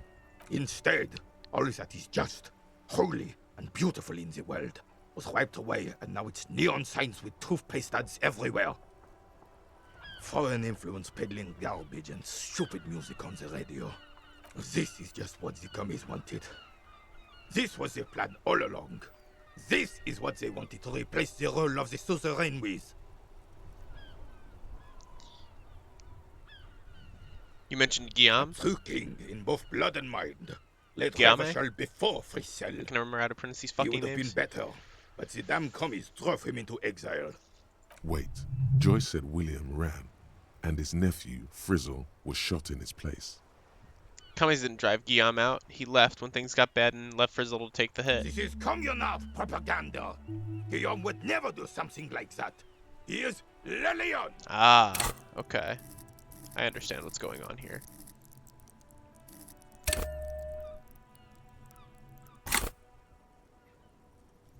Who was Frizzle? Damn Frisel. He was the king we couldn't protect. The Carabineers failed him, and the crown. He died in the hands of the Hyperlay, in a very public execution. He slouches as he says that. It makes him smaller, admitting they left the king to the mob. What exactly is a suzerain? The suzerain is the king! Has everyone forgotten already? They forgotten already. It's no use talking to you. You were still in Daddy's borders when it happened. When we took our last stand against the filth and rode the cavalry straight into gunfire. An extremely inadvisable strategy against automatic weapons. Be sure not to make the same mistake. Is there anything you can tell me about this rifle? It's a Belle McGrave. 4.46 caliber. Breech loading. Revachol made. Good weapon. Accurate and reliable. His moves are quick and precise as he first checks the weapon, then aims it at the sea.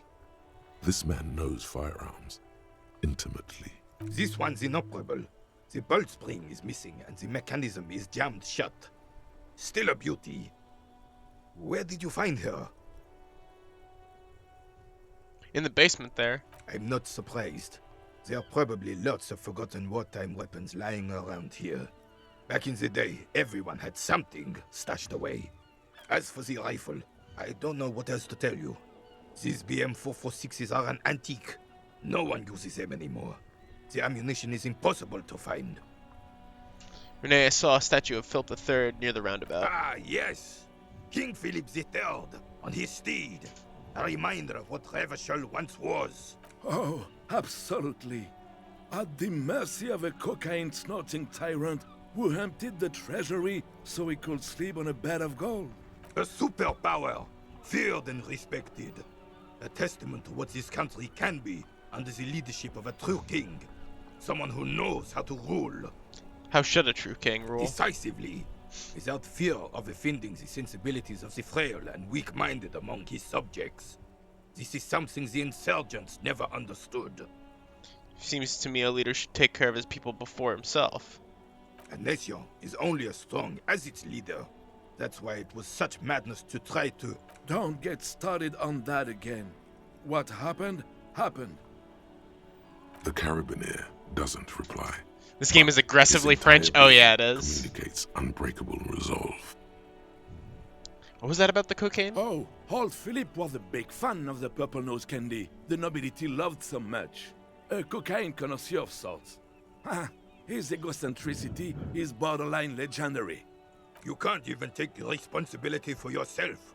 How could you fathom the responsibility weighing on the shoulders of a ruler? That's why the Philippian kings use cocaine for clarity of vision, to aid in their work. Regnum cocainum, Revishal's finest years. Of course, clarity of vision, awareness. Philip III was even brought into this world with the help of cocaine. The court medic administered a dose to his mother when she was in labor, and it is well known that with the help of cocaine, only the purest, of course, he was able to connect with higher realms. Higher realms. Of course, it all makes sense.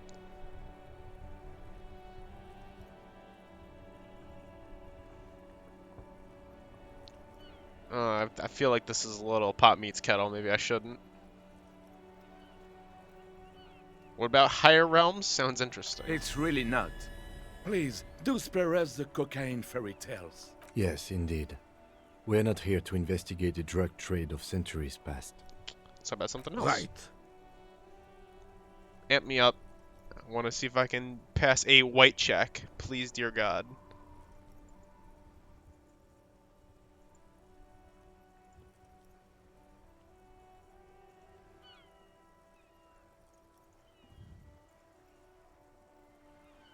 Is it lower? Did you guys nerf me?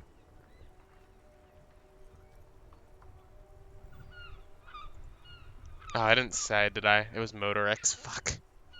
Yellow is Motor X, purple is Psyche, blue is intellect, red is physique. For reference. I forgot to say that was Motor X.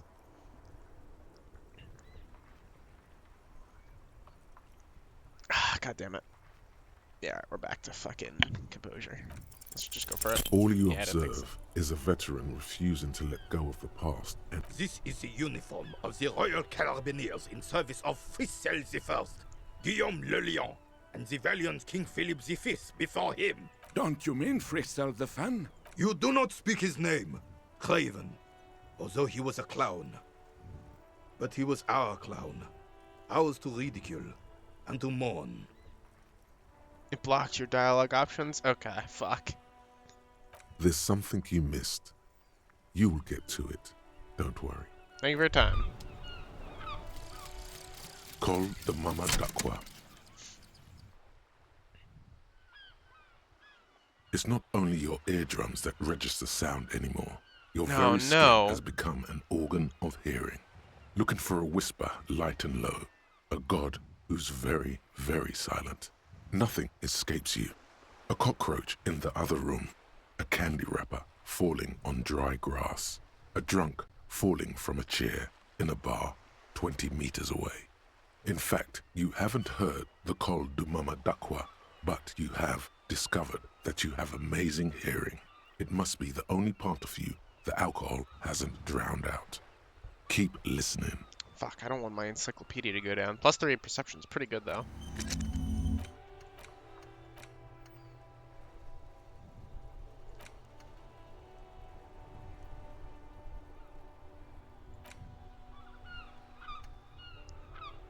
Okay. I'm gonna BRB. I need my throat's kind of killing me today. I'm gonna get a refill on my water. I'll be right back.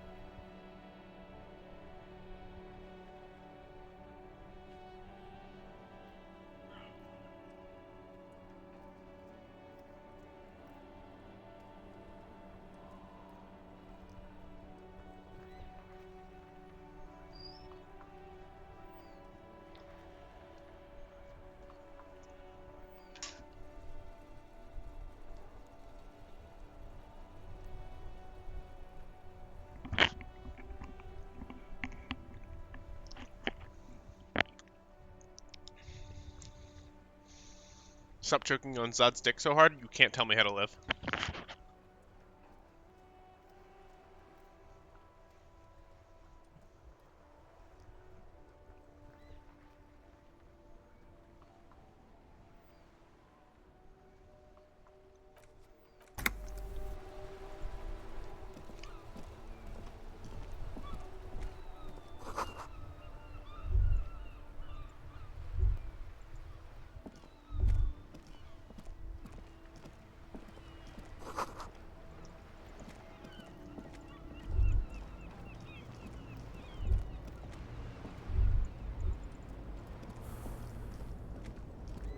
Still here.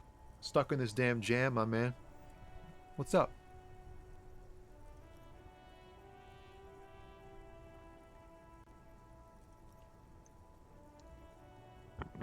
You seem like a man who knows about drugs. Ah, man.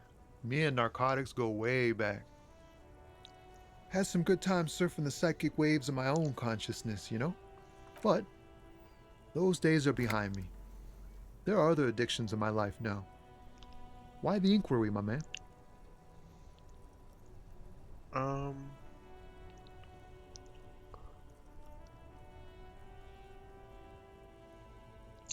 These are both very accusatory. I need to get high and I'm looking for a dealer. Hey, man, that's serious criminal talk. Are you trying to pull some sort of an entrapment thing on me? Entrapment is a practice whereby an officer of the law induces a person to commit a criminal offense that the person would have otherwise been unlikely to commit, usually through some trickery, persuasion, or fraud. Alright, I'll be straight with you. We have a credible lead, sir. Someone on this roundabout is waiting for a bulk shipment from the harbor to load it on their lorry and drive it to Jamrock. Not me, man. No way. I don't need any trouble. Shit's bad enough anyway. Why This jam's got folks up in arms, and I'm afraid it's headed toward a conflagration. Why are you still hanging around? Gotta guard the stuff. Bosses don't look kindly on missing cargo, and it gives me time to work on my rhymes. A rhymesmith? This is quite credible. It goes with its cadence and way of speaking. Who do you think could be conducting the drug trade Look, then? man, I try to stay away from the criminal underbelly of Revachol. I'm a guest here. You really need to find another man to probe with those questions. Okay.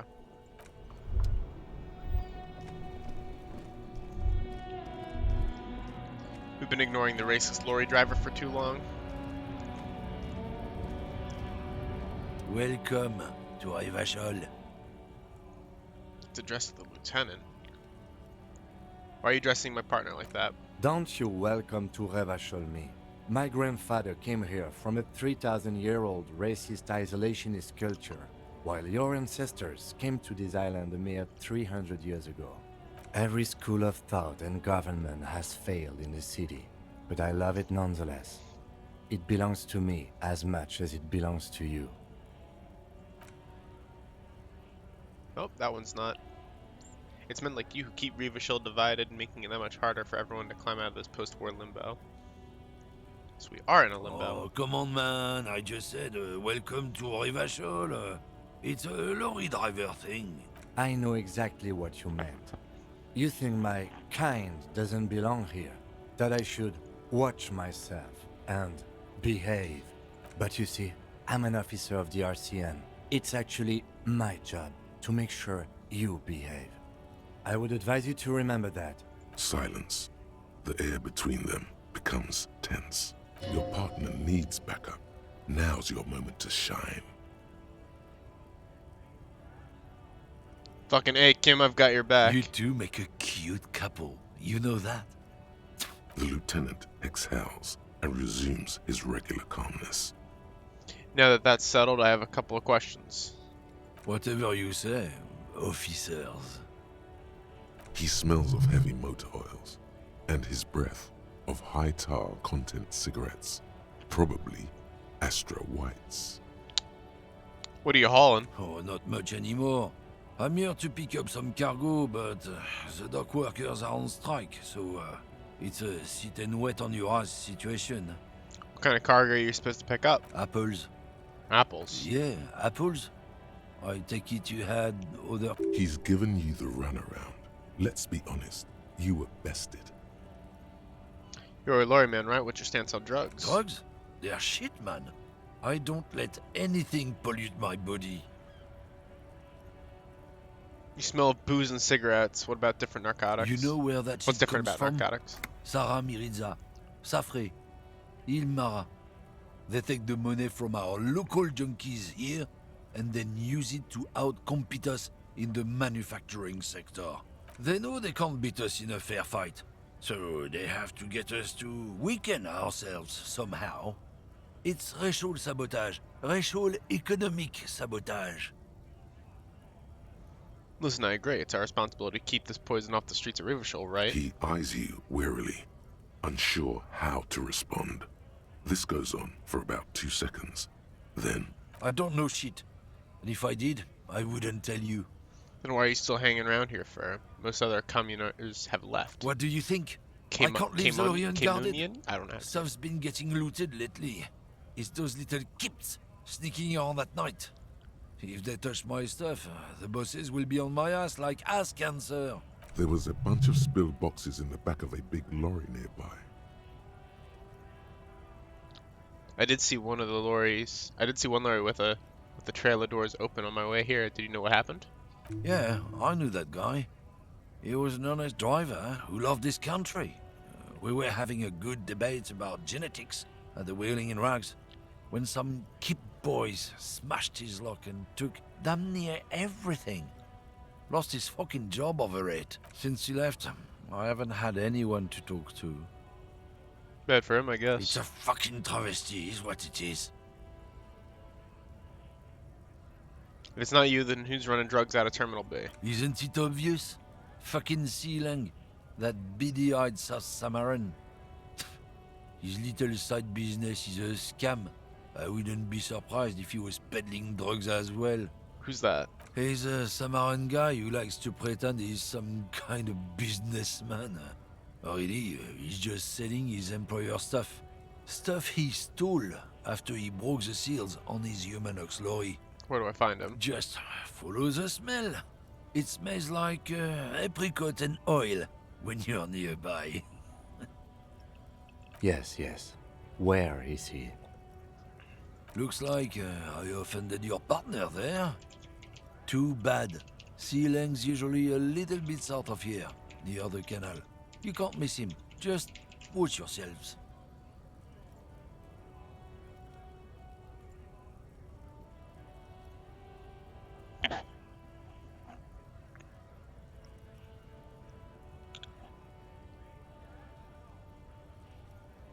Alright, sorry about that.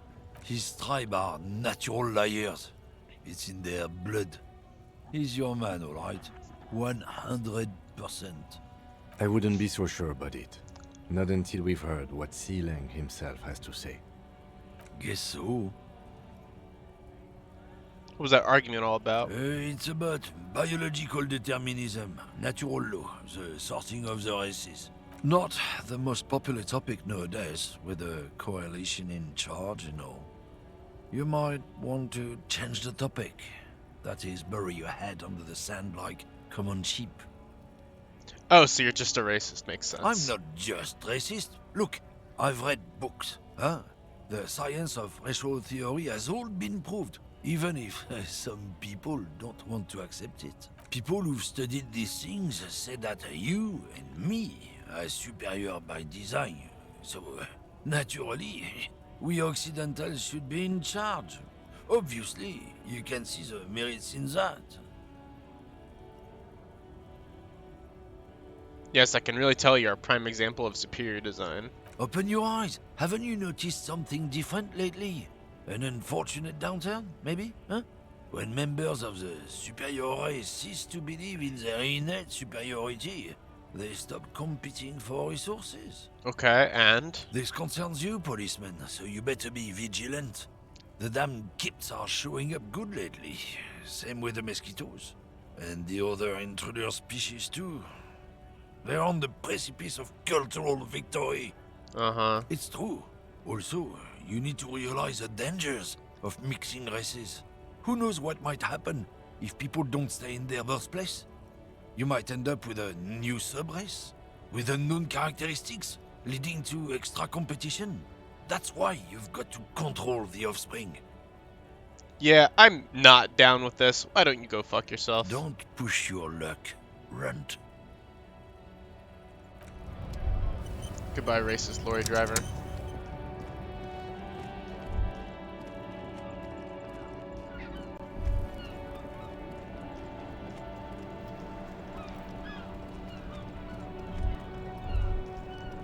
Is this the man? I think it is. There are clothes inside. Cheap second-hand clothes, smelling of strangers' body odors. Don't be shy. Yeah, These it's are premium class clothes. Good quality fabrics, best retro design. Save the economy with your style, officer. How about some premium class service over here? Like paying with net worth. Go over and ask him if you can do that. You find your hands deep in tattered and faded garments made from weird polyester blends that make your body itch and sweat in all the wrong places. The box smells like cat piss or like an old person with no money. Economical, but also trendy. Look first-hand, buy second-hand. Keep the economy moving. Find something worth salvaging. Something cold grazes your hand. Synthetic and sleek. A windbreaker. Surf, it says, but also wind, summer, 100% waterproof, and sport. All in different typefaces. Good choice, officer. Mega sporty. And it's only $4.50 for you, sir.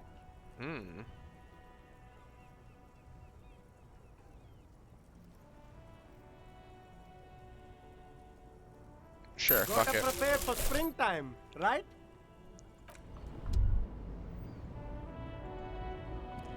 You see two lowly, defeated speakers, thralls, slaves basically, perched atop them like conquerors surveying the land. A pair of found, durable wear sneakers, ultra serious. I can see you with taste for luxury, officer. Can't keep your eyes off those sneakers? Speaking of luxury, you should go over and ask about paying for those sneakers with your net worth. A pair of found ultras. The design is impossibly sleek and simple. A futuristic silhouette with a sleek monochrome colorway, a jet black upper, and a silver-lined midsole. Those sneakers, mister. Those sneakers are the latest found sneakers.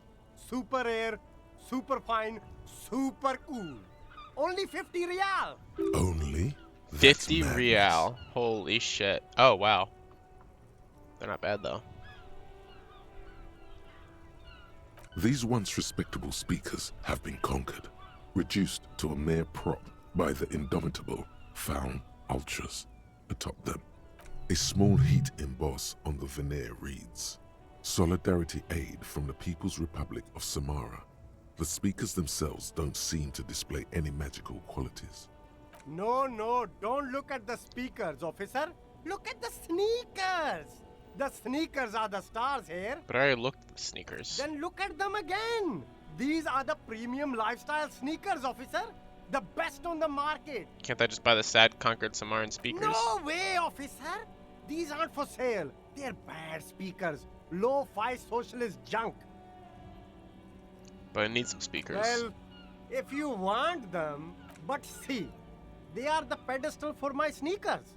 If I let go of the speakers, where will the sneakers go? I can't leave premium lifestyle sneakers on the ground. If, on the other hand, you wanted to buy the sneakers too, I could maybe throw in the speakers for little extra. Damn, so you have to buy the sneakers first. Fuck. You see a Samaran street vendor surrounded by a motley assemblage of goods. When he realizes you're looking at him, his face breaks into a wide, welcoming grin. The name Sileng is embroidered over his breast pocket. Happy shopping, officer. Everything's cool here. What's so cool? Everything's cool. The goods are cool, the customers are cool, the place is cool. And one more thing, officer, you're very cool. Bang, bang. You feel a shit. twitch in your index fingers. There's a finger shootout brewing. Whip him out. Nice. Don't shoot, officer. Have we got an arrest here or just a shakedown? A shakedown. Good one, officer. You're a funny guy. Now, what can I do for you? Just kidding. I'm really here to shake you down for some answers to official police questions. Then fire away, officer. Where are you from, Silang? Me? It's a boring story, officer. Who cares about the past? I'm all business now. All revolution. This man probably comes from Seaguy, sometimes known as the Apricot Suzerainty, an archipelago in the Samaran Isola. You're from the Apricot Suzerainty, right? See, guy, apricot suzerainty. It's all the same to me. It's all cool. I'm interested in sales. Go ahead, let's make one. Super high quality, friendly prices.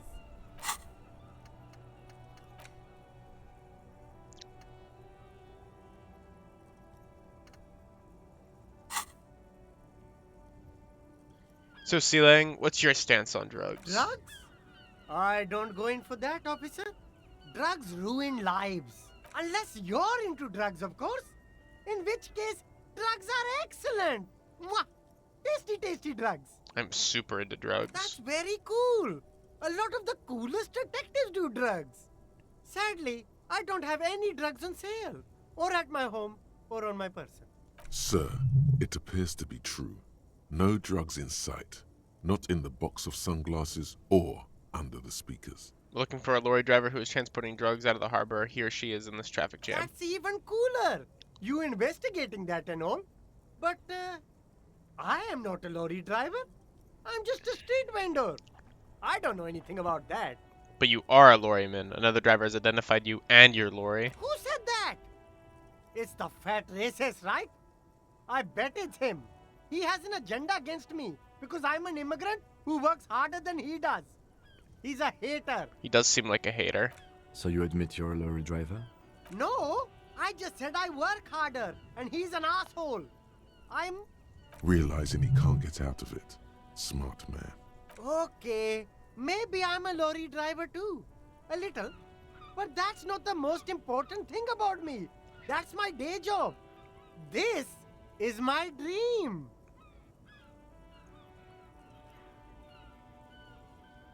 Sealing, my sources tell me now. Stop squirming. What do you know about the drug operation at the harbor? Nothing. I told you. I'm not a dumb guy. I don't get involved with that crowd. And what crowd is that? Crowd. You know, the drug crowd. Okay, if you don't know, then I'll tell your employer you've been selling his stuff. No use. He's not telling us. He's too afraid. We need to take him to my station and ask him there. After we've called his boss. Okay, look. There's bad people doing bad things here. That's all I know. Please don't get me into this mess. I spent 15 years working my way up. Here we go. There's a tiny bit of truth on the table. Zoom in on it. If you don't want to get in this mess, you have to give us a reason to move on. She, okay? The other drivers call her the lady driver. You're better off staying away from her. The way they talk about her, she's no lady. Interesting. Could this driver be connected to the Hardy Boys? Why do you think that?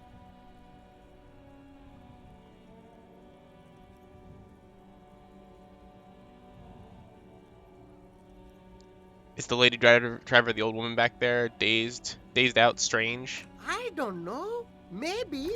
If she is, I haven't gone near her. I don't get involved. I told you. It could be. She was strange. Could she be associated with the Hardy Boys? I don't know. I'm not local. I don't know anything about that. Who are these other drivers who talk? All of them. I don't know. I told you all I know. Are we cool now? I really want us to be cool now. Who exactly is talking about this lady driver of yours? The racist or the other one with the tattoos?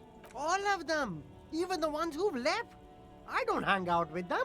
I don't remember who has tattoos. Okay, we're cool now. All right. I scored. Let's cap this off with a purchase. You can walk away from here with funky sunglasses, detectives. Both of you. You deserve it. How about you guys help me out with a little bit of an intellect up? Maybe we get some money.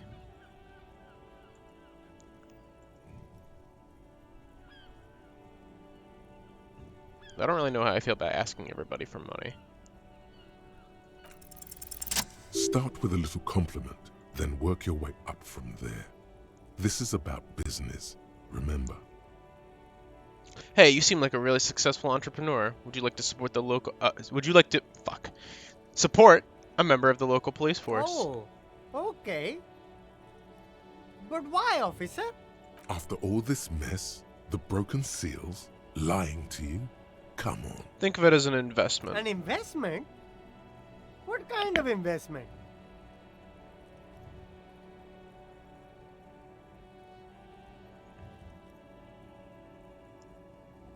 It's investment in me, a highly experimental human being. My risk-reward ratio is insane. I guess it can't be any riskier than speculating in exotic derivatives. How much are we talking about here? 10 real. 10 real is a bargain for that kind of investment. You got it, my man. Alright, thanks. Tight.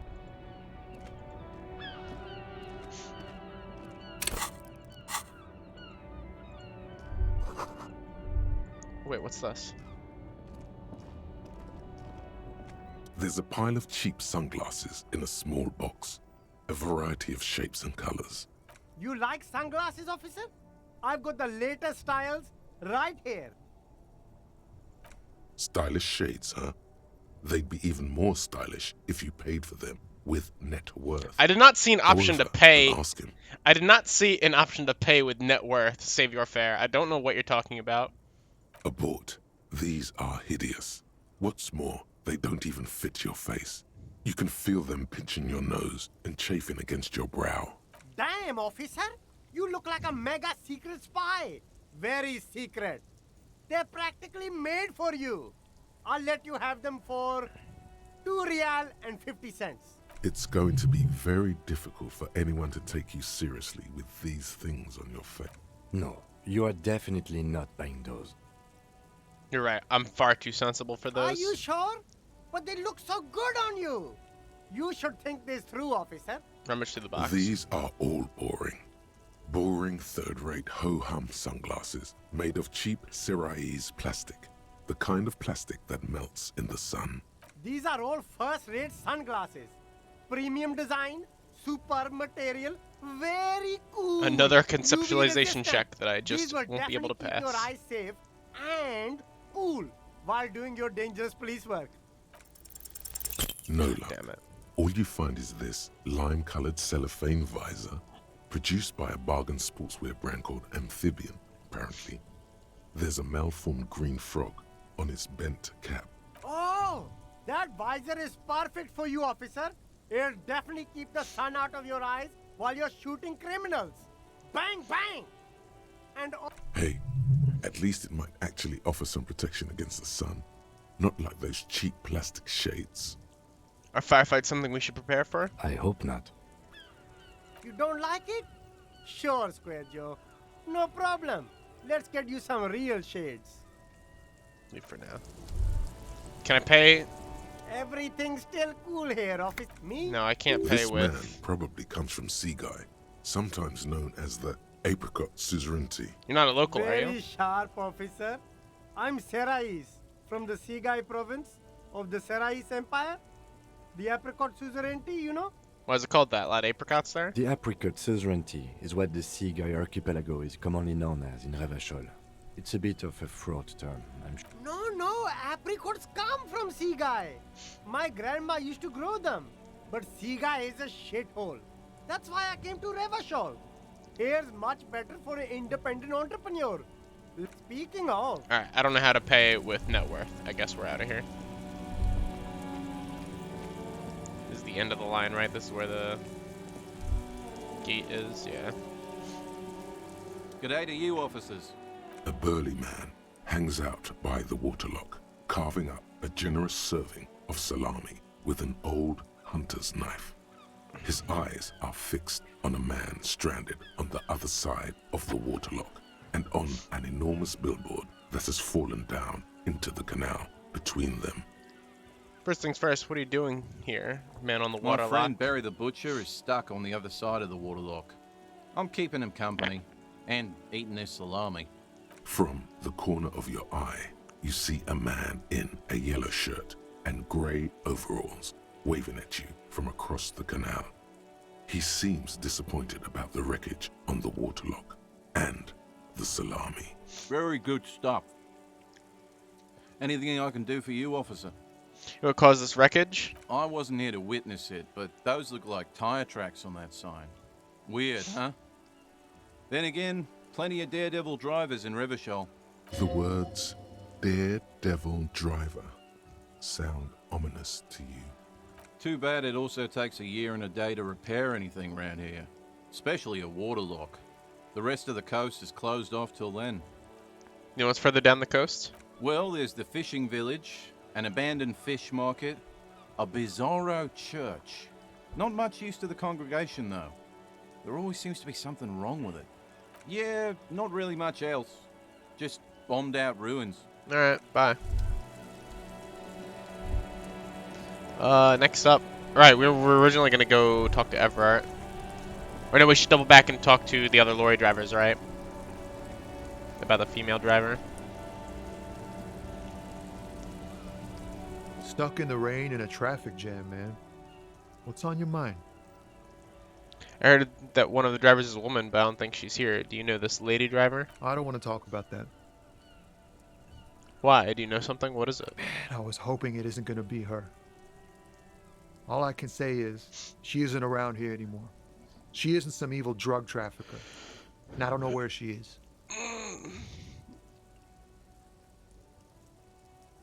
I asked you who's conducting the drug trade. You said you didn't know. Now you're saying you do. I didn't, man. I told you I was hoping it's not her. That she wouldn't be mixed up in it. He still is, hoping. It's just wishful thinking on his part, not trickery. Who is this person? What's her name? Thank God I don't know. People here call her the lady driver. She kept her name a secret. From me, too. Now I see why. Who is she to you? A friend? An acquaintance. I don't know. She was the only person in this damn jam I could talk to. She's someone I don't want to rat out to the law, okay? What's she look like? A youngish woman. Gruff, but in a cool way. What color hair? Blue and violet. Dyed. It was violet when she got here. Blue before she went. Then she may have dyed it again. When did she leave? Damn, I don't want to... Please just let it go. Whatever she did, it can't be that bad. She's not a bad person. I know that much. We can't just let it go. It's part of a police investigation. That's how it always is with you, isn't it? All part of the investigation. The girl's troubled. If you hunt her down, she may not survive it. I can't have that on my conscience. It won't come to that. We won't pursue her on this. This is information only. I don't believe you. You said she's troubled. How? She's got the darkness in her. Oh. That young person's darkness Stasis when you user? think it's all over. And you're looking for a way out. She shared this with you? Yes. Which is why I don't want to snitch on her. I was told everyone's afraid of her. You're not? I heard the rumors. I saw the other drivers looking at me strange when we talked. And she told me, too, that she's had a violent life. But I wasn't afraid of her. More like for her. Did this violent life include drug trafficking? Well, it looks like it did now. But we didn't talk about that. We talked about life, you know? She talked about her mind. When she left, did she leave her lorry behind? Fuck, man. Go grill someone else with these questions, okay? There are plenty of drivers here who couldn't stand her, or were afraid of her. They'd be more than happy to rat her out. He's right. There are other options. The raceman, for one. The grey-haired woman. Push Tommy, and it will break his heart. And his spirit. Don't expect you to be pals. Fine, I'll drop the matter for now. Thank you, friend. Wow, this makes me feel like I should pick up smoking again. Would help with my rhymes, too. Aren't you smoking right now?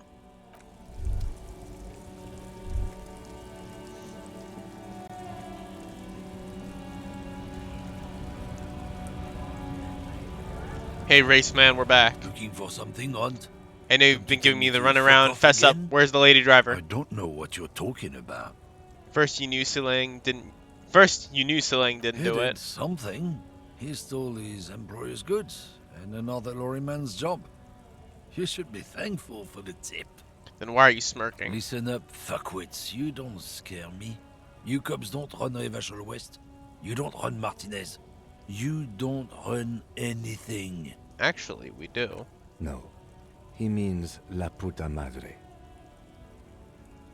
A legendary, and not in a good way, crime boss from Jamrock controls what is probably the most powerful organized crime outfit in Revachol West. Looks like the lieutenant has a plan. Let him do this. Yeah, him. Then I presume you are familiar with his peonies. Yeah, they're his little bitches. He's got them all over the unions. Not just the unions. He has peonies everywhere. Some say he even has them in the RCM.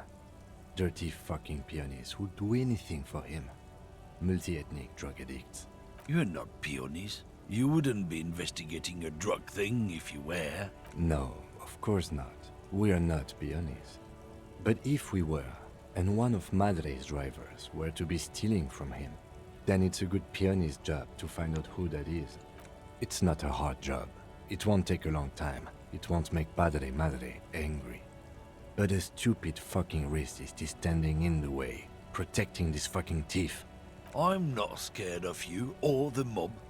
I'm under the protection of the Lorryman and Carters Guild. You've seen that corpse in the ceramic armor there. Did his shitty little guild protect him? Nah, you wouldn't just leave him out there if you... He tries to light a fresh cigarette, but his hands are shaking now. The sentence simply The ends. lieutenant turns and gives you a barely perceptible nod. I softened him up as best I could. Now it's on you to finish the job. Be careful. This man's still got some fight in him by the looks of it. It won't be easy to break him. Oh, God damn it. Oh, shit. It's fucking physique. That's so annoying.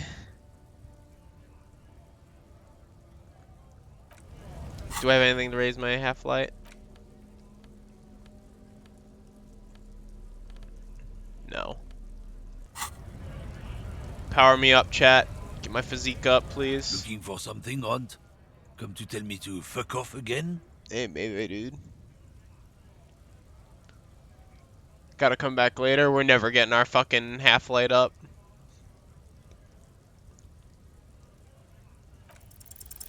The main thing is to not overdo it, even when you're trying to scare someone. The most important thing is, how does it look on your resume? The jig's up. I've got the goods on you. Oh yeah? And what goods are those? You know, your goods. There's some kind of homo thing?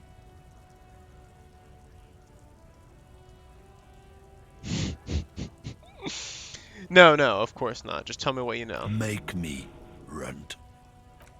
Let's just go and ask Tommy, alright? We are wasting our time. God here. damn it, dude. Or you could look around. Find this guy's cabin. Check all the lorries. It's scary when cops are snooping in your things, no? Yeah, I don't want to break Tommy's psyche. Actually, hang on. While we're here, let's head up to Evrart. I keep saying I'm going to do it, and then I haven't done it yet.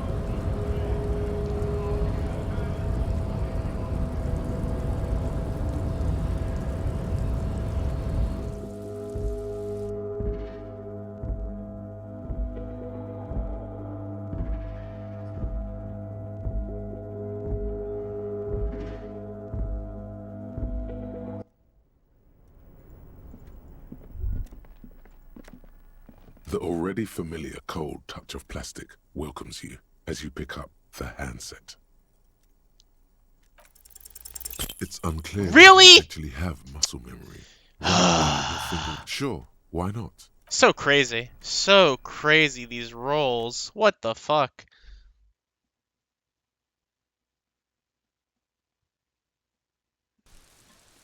Unbelievable.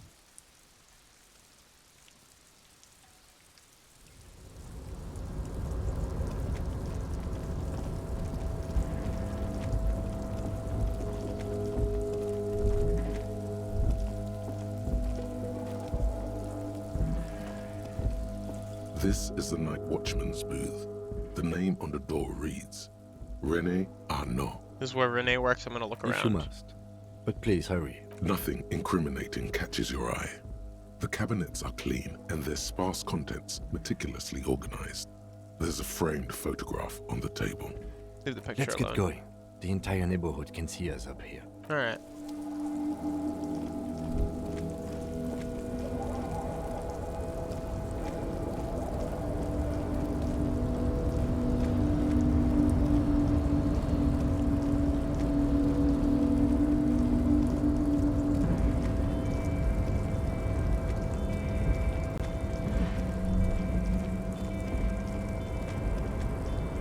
Hey, Leo. Oh, hey, mister. I knew you'd be back to talk with old Leo here. Yes, I did. Yes, I did. No trouble at all, mister. Okay, it's got nothing.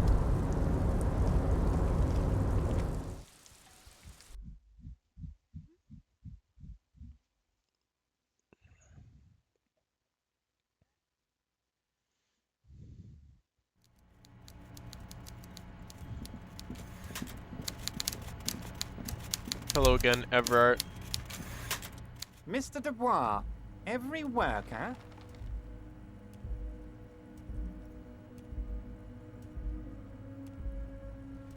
Member of the board? That's right, Mr. Dubois. I see the socialist democratic fervor now burns in your heart, too. How can I help you today? I opened the door to your weasel den. Are you shitting me, Harry? Did you not really open the door and are now just telling me you did? You're a wild one, Harry.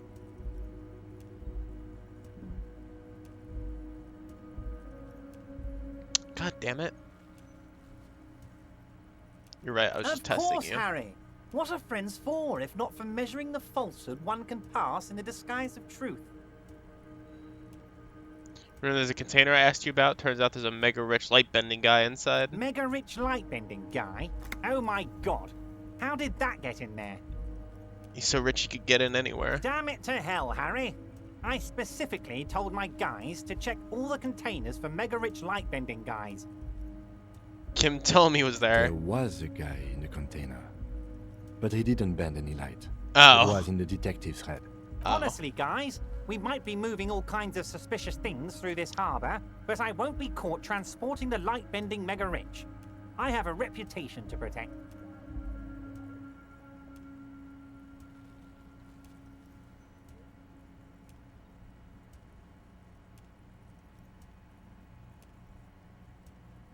The transportation of mega-rich should be more tightly regulated. Didn't seem like he was safe. You're a fucking idiot, Harry. I love it. Thank you for sharing this deep, idiotic part of yourself with me. A hallucinating market liberal. I love it. So poetic. I shudder to think what you're going to tell me next, Harry. I turned it off? Turned what off? I met Joyce, the company representative. Oh, that's very nice. I haven't gotten around to her yet. I'm very, very busy, you see. I hope you're getting along. One thing I want to make very clear, Harry, is that this is not some kind of union versus corporation situation. Everyone is just pals here. Just pals? We're all trying to do what's best for Martinez. Don't feel like you can't cooperate with her because you and I are such good friends and I'm helping you find your lost gun. God, I'm not a jealous guy. What happened to the previous negotiator, Mr. Gaumont? What do you mean, Harry? Nothing. I let him go. You mean concessions for the company in previous negotiations? Why would you let an ally like that go? He's an old man, Harry. I wanted him to spend more time with his family. God knows how long he's got left. You called him a midget. Harry, I have little people in my organization. I would never call someone a midget. What is this? Honestly, I'm beginning to think you're a midget, Harry. I'm only kidding, Harry. You're not a midget. No one is. We're pals. Joyce said the previous union leader vanished under suspicious circumstances. Vanished? Harry, the woman left her casserole in the oven and couldn't make it here in time for the voting. Oh, did I leave my casserole on? Better go home and check. The election can wait. When she got back, the whole thing was over. Wait, there was no mention of a casserole from Joyce. Joyce didn't mention any casserole. Harry. Do not fixate on this little matter. Maybe it was a rabbit stew, or a hairdryer, or an iron. The point is, her heart wasn't in it. Mine was. That much is true. His heart truly is in it. Though you wouldn't think so by looking at him. If it's spilled blood you're looking for, then there certainly isn't any in his expression or demeanor now. Evrart, Joyce seems to think the Union is lowballing her. Yes, yes. Low-balling, of course. This isn't a casino, Harry. Real people, real livelihoods are at stake here. But everything's a casino for those rich types. His expression makes it clear. This is childish and irresponsible behavior. Why haven't you let her in to see you? If she actually wants to see me, she will find a way. Any good negotiator would. And I just don't have anything to discuss with a bad negotiator. Okay. Of course, Harry. Let me just assure you one more time. It's perfectly okay to share anything we discuss here with this Joyce. This is a completely transparent organization. I have no interest in what she is doing, but I myself have nothing to hide. Your business is your business, and I respect your privacy. Just remember, none of this is secret. Tell her about all of it. My brother's picture, my singing swordfish clock. Tell her how overweight I am and how I'm helping you find your lost gun. Tell her about everything. Evrart doesn't mind. It is rather interesting to tell people things about each other, isn't it? It was nice telling him about her right now.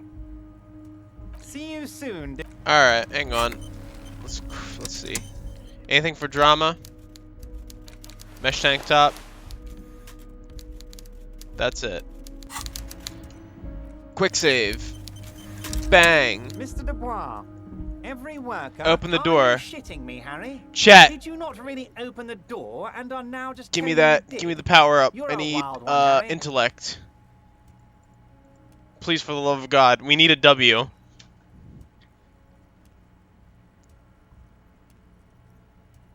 Ugh. Please. I fucking beg you. 50-50? Good. Now take it a bit further. Take it home. And not only did I open it, I went inside too. And it was a real weasel's den, Evrart. I bet it was, Harry. But seriously, what did you see in his apartment? A guy who has antagonized the Union in a Union-run town. Maybe it's political.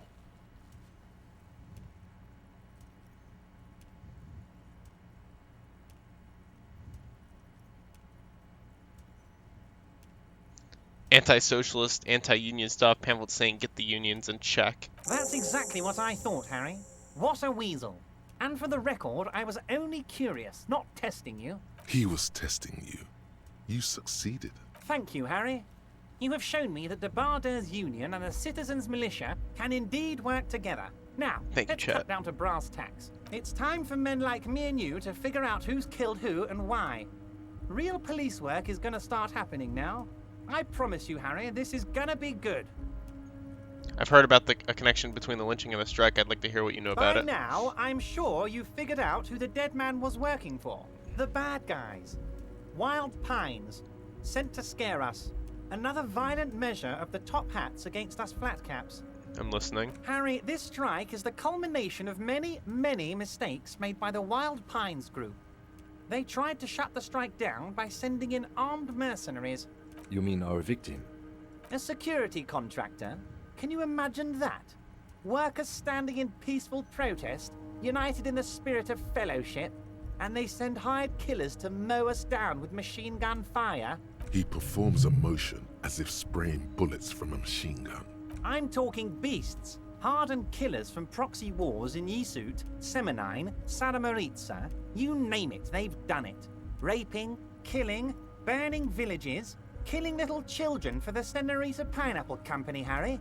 Everything they did there, they brought over here.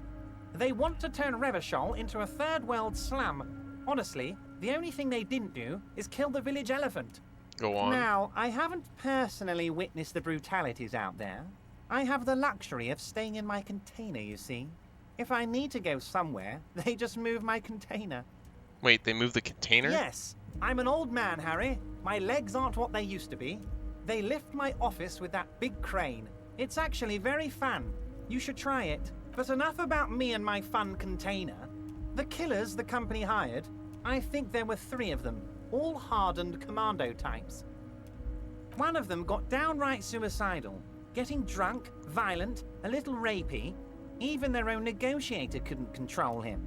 That's your boy, the one who likes hanging out and trees. By negotiator, you mean Joyce? Harry, what you need to realize is, we dock workers are not pushovers. We got grit, Harry. This whole neighborhood does. Push us hard enough and we push back. And when we do, we push to kill. Wait, the whole neighborhood is in on it? Potentially, Harry, potentially. We got arm wrestling champions, rowing club people, ex-coal miners, tough guys, all ready to spring into action for their home base.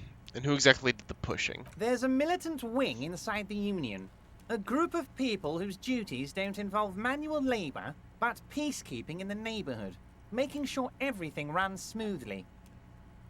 That sounds a bit like organized crime. They're like you guys. Idealistic people who want to make sure bad things don't happen. And if they already have, well, punishment must follow.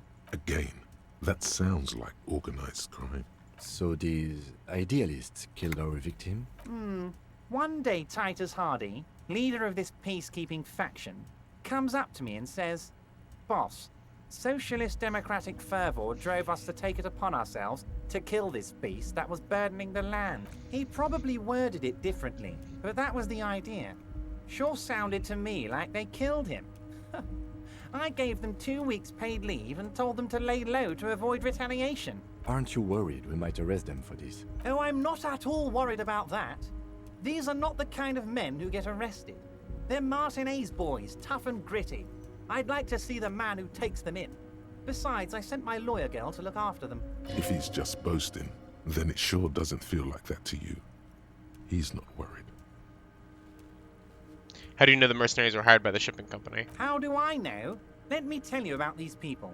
That's their MO. It's what they do.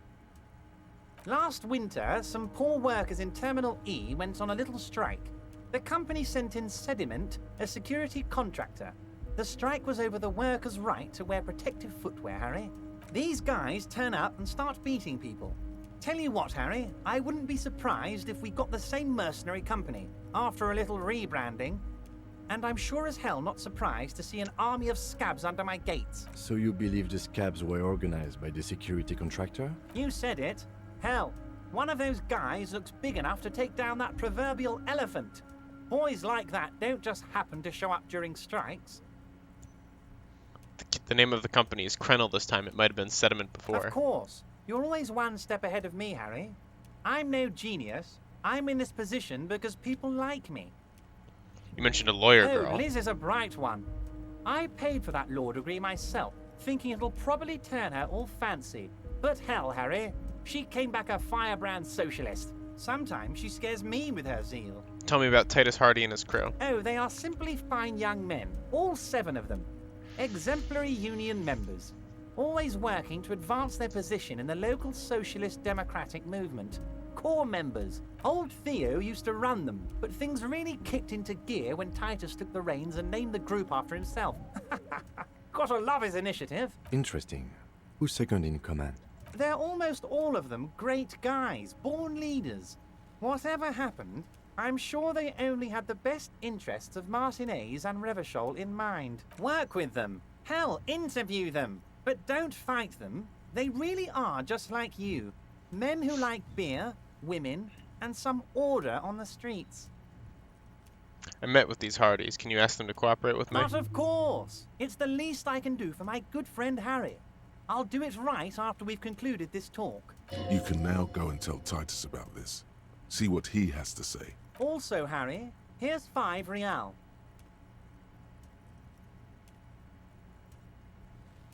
Why are you giving I'm it to me? I'm not giving you anything. I'm just holding out 5 real. I don't need it. I only wanted you to help me with the Hardy Oh, Boys. I wasn't offering it to you, just holding it out there. But I'm willing to share information. Was there anything else? There was a bullet in the hangman's head. So they shot him? He was shot in the head before he was hanged. How odd. I don't know what to say, Lieutenant. They told me they hanged him.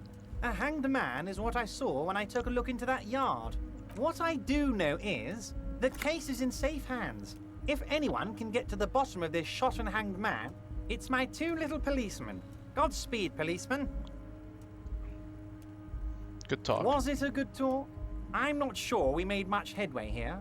I was hoping we'd bust the case wide open. Heck, I even wanted to tell you what I really want to achieve with the strike. I don't know what happened, Harry. I wanted you to feel like Mr. Martinez. And of course, I also wanted you to find your gun.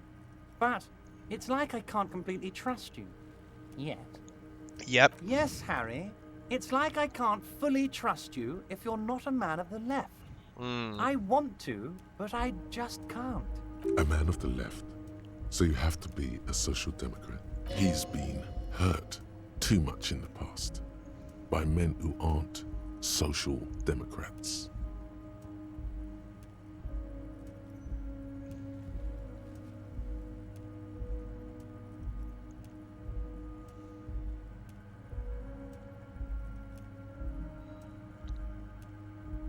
I'm not a man of the left. I'm a patriot of Revachol. Just between us, I don't care for those lefty dinks either. It's all about power, and here's how we're gonna get it.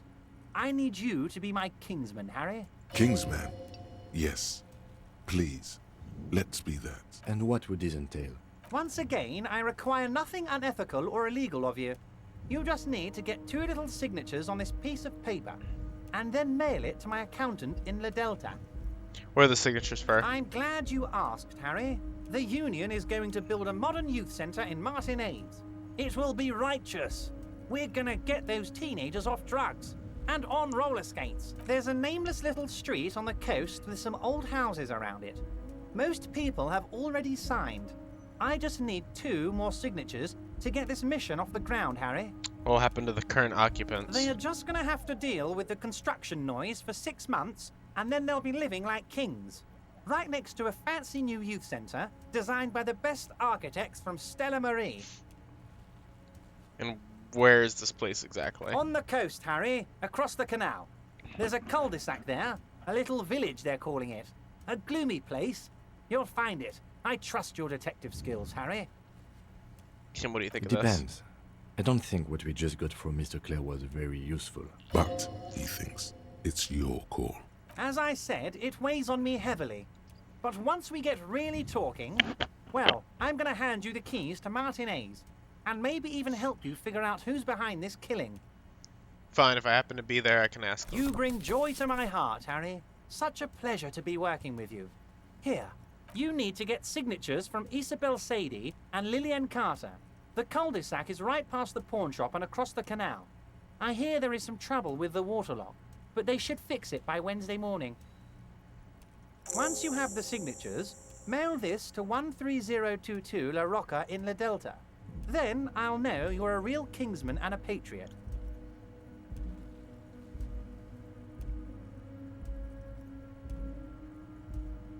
Alright.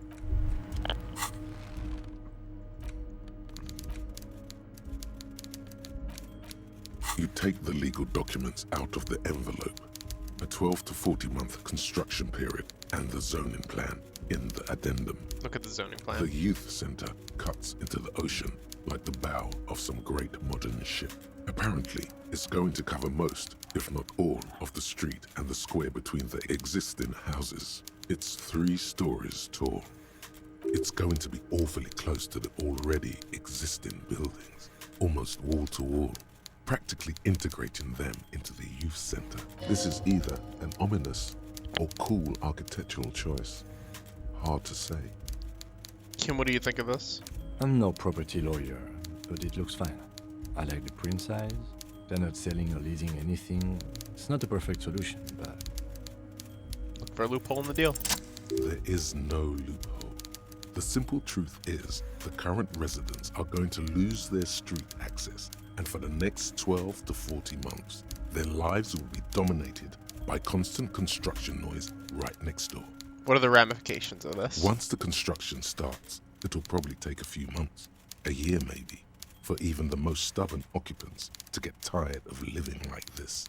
After that, they'll sell their property for cheap and move out. These people are going to have to move away. Can we do something about it? I should have seen it. Evrart probably has eyes on us, but we could try to get other people to sign this instead of those listed.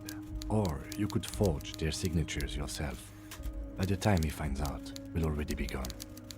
However, we'll need access to the coast before we do anything. Evrart won't believe No, you could didn't need manage to your tell me. signatures if you can't even get to the village. You can try a forgery as soon as we can cross the waterlock. I wish the game hadn't told me and actually let me try to forge it and give it to him today. That would have been funny. You like the hard stuff, Brota. The what? Sounds like my stomach is growling. Evening falls. The time has come to take the vow. The vows are blood and flesh. What is my lower intestine going on about? Lower intestine? The term is metabolic and circulatory system. Okay, but what's the hard stuff? Fascism, Brota. What is fascism, though? Many things, but it's mostly about trusting your gut. Who does your gut tell you is the source of Revachel's problems? I thought you were my circulatory system. Quit stalling, Bruta. We're talking about the weakest, worst, most insane thing. The weak link. Liberals? Yes, them. But also, women. Woman? Women. Men of war. You don't like them. They're insane. Their idiocy needs to be scrubbed off this world with rubbing alcohol. Woo men need to go back to the fucking kitchen. Okay. That's what fascism boils down to. Is that The what rest fascism also is? Important. But the main thing is that woo men need to know their place. I'm having some kind of stomach seizure? Stomach truth. You're having a stomach truth. Why am I getting this? Because you've said the hard things that others won't say. The good things, you've said them many times. Fascism sounds so bad, though. What if we called it something else, like traditionalism? Okay, yes, let's call it that. Good thinking.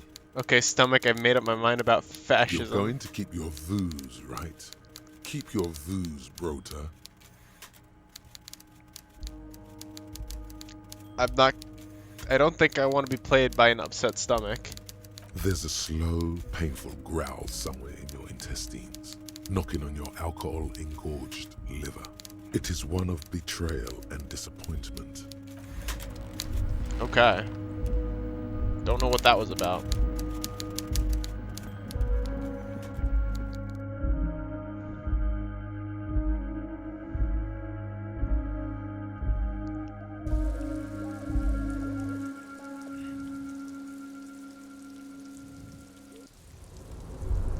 Alright. Where to next?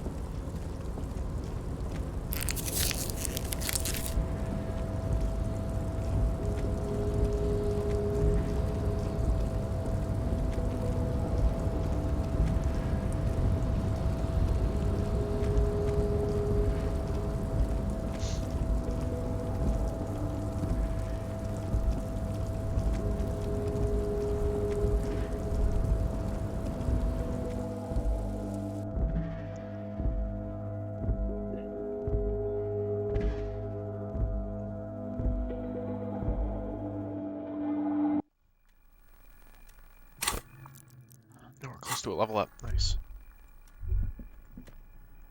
The already familiar Fuck. Can't believe I fucking failed a 70% chance.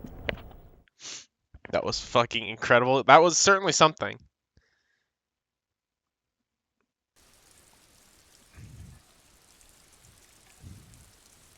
I'm hoping that one of these radical ideologies appeals to me at some point, but I don't know when that will happen.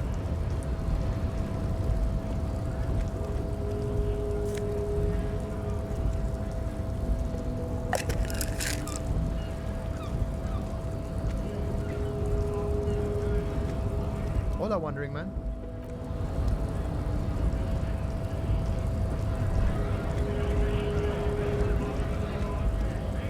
Right to work!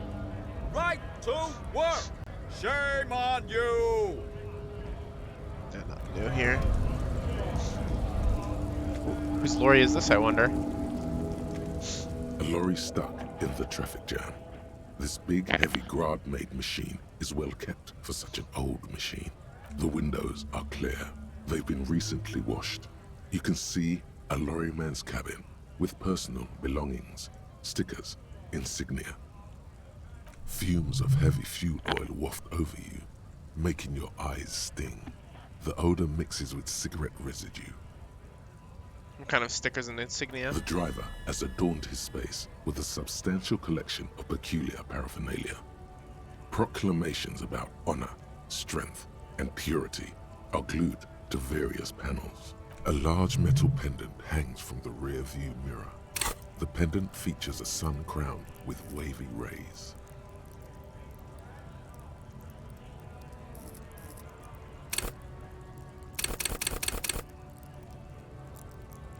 How do I up these, I wonder? Is there a way to? Surely there wouldn't be a plus symbol here if there isn't.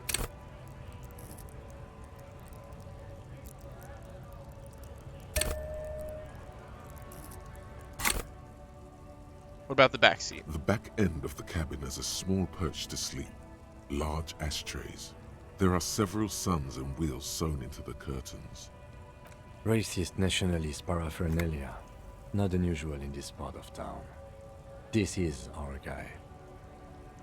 What do you think about? What do you think this lorry belongs to? Our? Do you think this lorry? You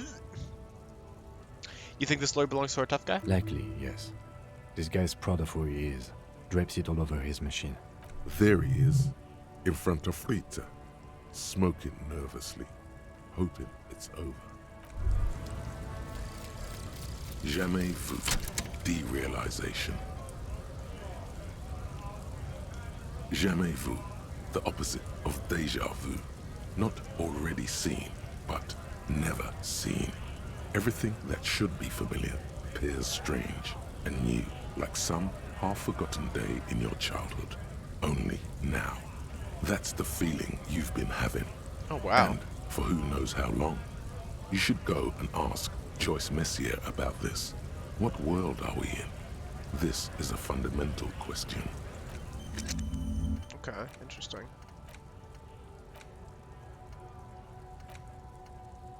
I have to pee, I'll be right back. Actually, you know what, maybe we'll just call it for today. And then I can pee on my own time. I have to get some shit done anyway. It's okay, we know you're not actually struggling to speak, it's just a part of the character you're playing. Alright, what have I missed? Oh no, do it. Oh no. Oh no. Oh no.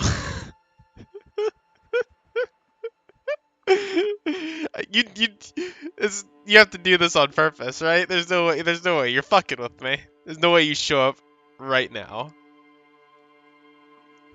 Oh my god. Do it, curse sticks again. Maybe you are cursed, do it. Holy shit. I'm so sorry, bro. No, I have my aunt's coming over and she's staying in my room, so I have to fucking get everything cleaned and good to go. I can't keep going. I do kind of want to though. Sorry. Sorry. We will do some more tomorrow. Thank you all for watching. Hope you guys enjoyed. I will see you guys then. Have a fantastic rest of the night. I love you guys. Bye bye. Sorry, do it. Truly.